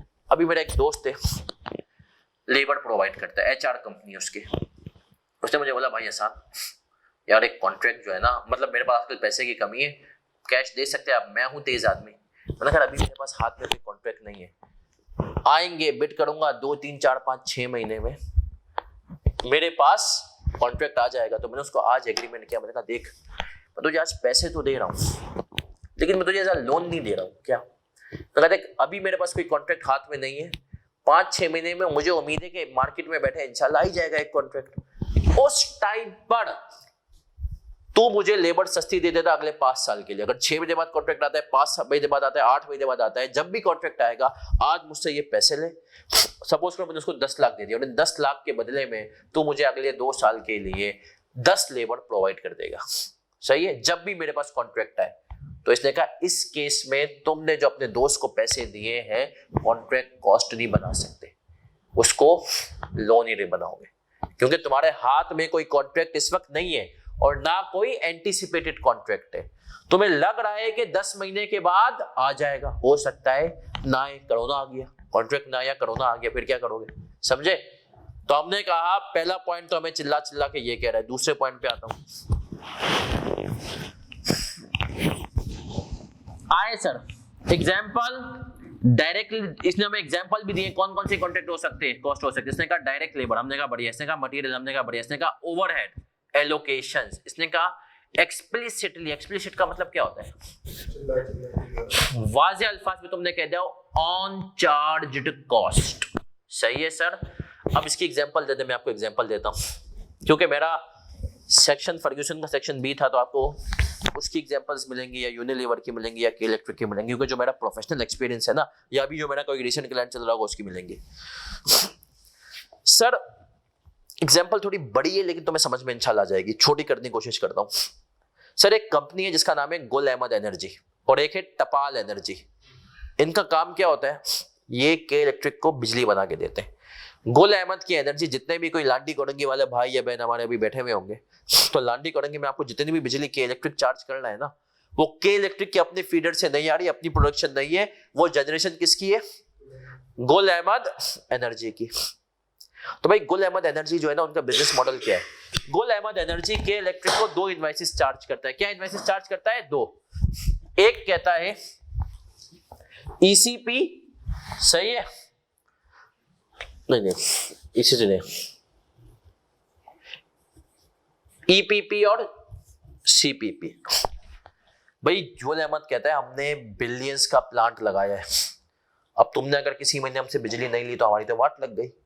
तो वो कहता है एक हम तुम्हें चार्ज करेंगे जो टोटल जो है, सपोज करो हमारे प्लांट की डेप्रिसिएशन होगी ना, उसका 60% हम तुम्हें चार्ज करेंगे। इसका नाम है कैपेसिटी परचेज प्राइस। तुम चाहे हमसे बिजली लो या ना लो, के इलेक्ट्रिक, ये तो हम तुम्हें चार्ज करेंगे। दूसरा होता है energy purchase price. Energy purchase price. अभी एनर्जी परचेज प्राइस क्या होता है? जो तुम हमसे बिजली लोगे ना, जो तुम हमसे बिजली लोगे वो हम चार्ज करेंगे। सही है सर? अब इस एग्जांपल को मैं चेंज करता हूं। भाई गुल अहमद एनर्जी ने कहा कि इलेक्ट्रिक को कैपेसिटी परचेज प्राइस, बोला भाई देखो हमारा एक ही कस्टमर है, वो कौन है? तुम हो। के इलेक्ट्रिक कौन है? तुम हो। बोला हम तुम्हें बिजली जो बना रहे हैं उसके ऊपर तुम्हें एक इनवॉइस करेंगे, हमारा प्रॉफिट फिक्स है 10%, लेकिन कैपेसिटी परचेज प्राइस में हमारे ऑफिस में आने वाली जितनी भी टोटल कॉस्ट है ना, वो भी हर महीने तुम्हें बियर करनी पड़ेगी।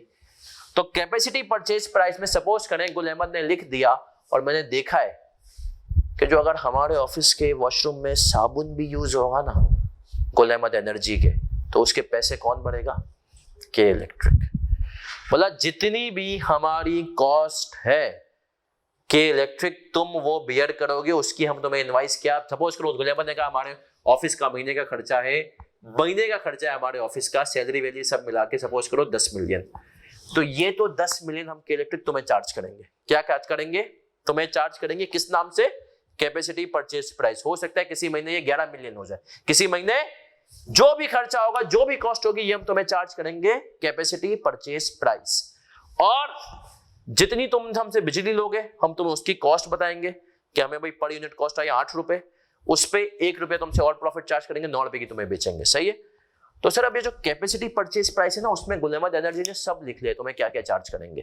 तो अगर आपने भी, आप मलिक रियाज के लिए आपने कहा है, और कंस्ट्रक्शन इंडस्ट्री में ऐसा होता है, मैं आपकी साइट पे आकर अपने बंदे बिठाकर काम करवाऊंगा। मतलब उन बंदों को बिठाने के लिए मैं कंटेनर लाऊंगा। कंटेनर तो चलो हमने कहा पीपी में आ गया, वो बंदे साइट पर रुकेंगे, उनका खाना पीना, उनके साबुन, सही है, ये सब चीजें इनको मैं कहा चार्ज करूंगा, आपको चार्ज करूंगा मलिक रियाज को। तो हमने कहा अब आपने 5 साल के साबुन एक साथ मंगवा लिए, तो आपने कहा कि वो सारे साबुन को आप कहां डाल दोगे? कॉन्ट्रैक्ट कॉस्ट के अंदर। नहीं मंगवा सकते कि सर के 5 साल के साबुन से क्यों हंस रहे हो यार? सही है सर। तो हमने कहा कॉन्ट्रैक्ट, इसने हमें एग्जांपल दी। क्या एग्जांपल थी भैया? इसने एग्जांपल दी कि अगर किसी और स्टैंडर्ड में जा रही है उसके हिसाब से ट्रीट करो, नहीं जा रही तो IFRS 15 में चार्ज करो। उसमें से पहली कंडीशन क्या है कि ये वो कॉस्ट हो जो कि डायरेक्टली उसी कॉन्ट्रैक्ट के लिए या किसी आने वाले स्पेसिफिक कॉन्ट्रैक्ट के लिए, किसी आने वाले कॉन्ट्रैक्ट के लिए इनकर की हो। सही है सर। अगली चीज, कॉस्ट जनरेट और enhances resources of vendor that will be used to satisfy performance obligations in future। तुमने अगर आज लेबर को एडवांस पेमेंट कर दिए, क्या फायदा होगा? फ्यूचर में जब तुम्हें बिल्डिंग बनानी होगी उस टाइम पे पेमेंट नहीं करनी पड़ेगी और वो तुम्हें बिल्डिंग बनाकर दे रहा होगा। तो उसने देखा जाए तो वो तुम्हारी मदद कर रहा है, तुम्हारा एक एसेट रिकॉर्ड हो गया है कॉन्ट्रैक्ट कॉस्ट के नाम से, जो फ्यूचर में तुम्हारी मदद करेगा टू सेटिस्फाई परफॉर्मेंस ऑब्लिगेशन। और तीसरी चीज, cost are expected to be, और आपको पूरी उम्मीद हो कि हमसे ये पंगा नहीं करेंगे, इनको जो कॉन्ट्रैक्ट में हमने कहा ये सारी चीजें हमें देंगे। आपने ये सारे खर्चे किया, आप सिंध हुकूमत के लिए बना रहे थे ब्रिज, आपने एग्रीमेंट किया, उसमें कहा देखो भाई, उन्होंने आपको कॉन्ट्रैक्ट भी दे दिया, आप कर रहे थे, आपने कहा ब्रिज के लिए मैंने सारी सीमेंट ले ली, मैंने लेबर को भी पैसे एडवांस में दे दिए, सब कुछ दे दिया। सिंध हुकूमत ने भी वादा किया था भाई हम अपनी जबान के पक्के, सही है। हुआ ये कि वो अयाज लतीफ पली जो आ गया उसकी हुकूमत आ गई और पीपल्स पार्टी की हुकूमत चली गई। पीपल्स पार्टी ने कहा आप उन्हीं से लो, हम तो नहीं देंगे। उन्होंने कहा हम नहीं देंगे भाई, पीपल्स पार्टी में गलत। तो अब आपने कहा अगर इस किस्म का केस है तो आप रेवेन्यू रिकॉग्नाइज अपनी कॉन्ट्रैक्ट कॉस्ट को डेबिट नहीं कर सकते। तो सर ये cost to fulfil a contract, simple अल्फाज में तुमने आज खर्च कर दिया है कॉन्ट्रैक्ट के लिए, कस्टमर से रिकवर नहीं किया। इसने का क्या मतलब, इसने कहा तुमने आज कॉन्ट्रैक्ट पे खर्च कर लिया है, कस्टमर से रिकवर नहीं किया।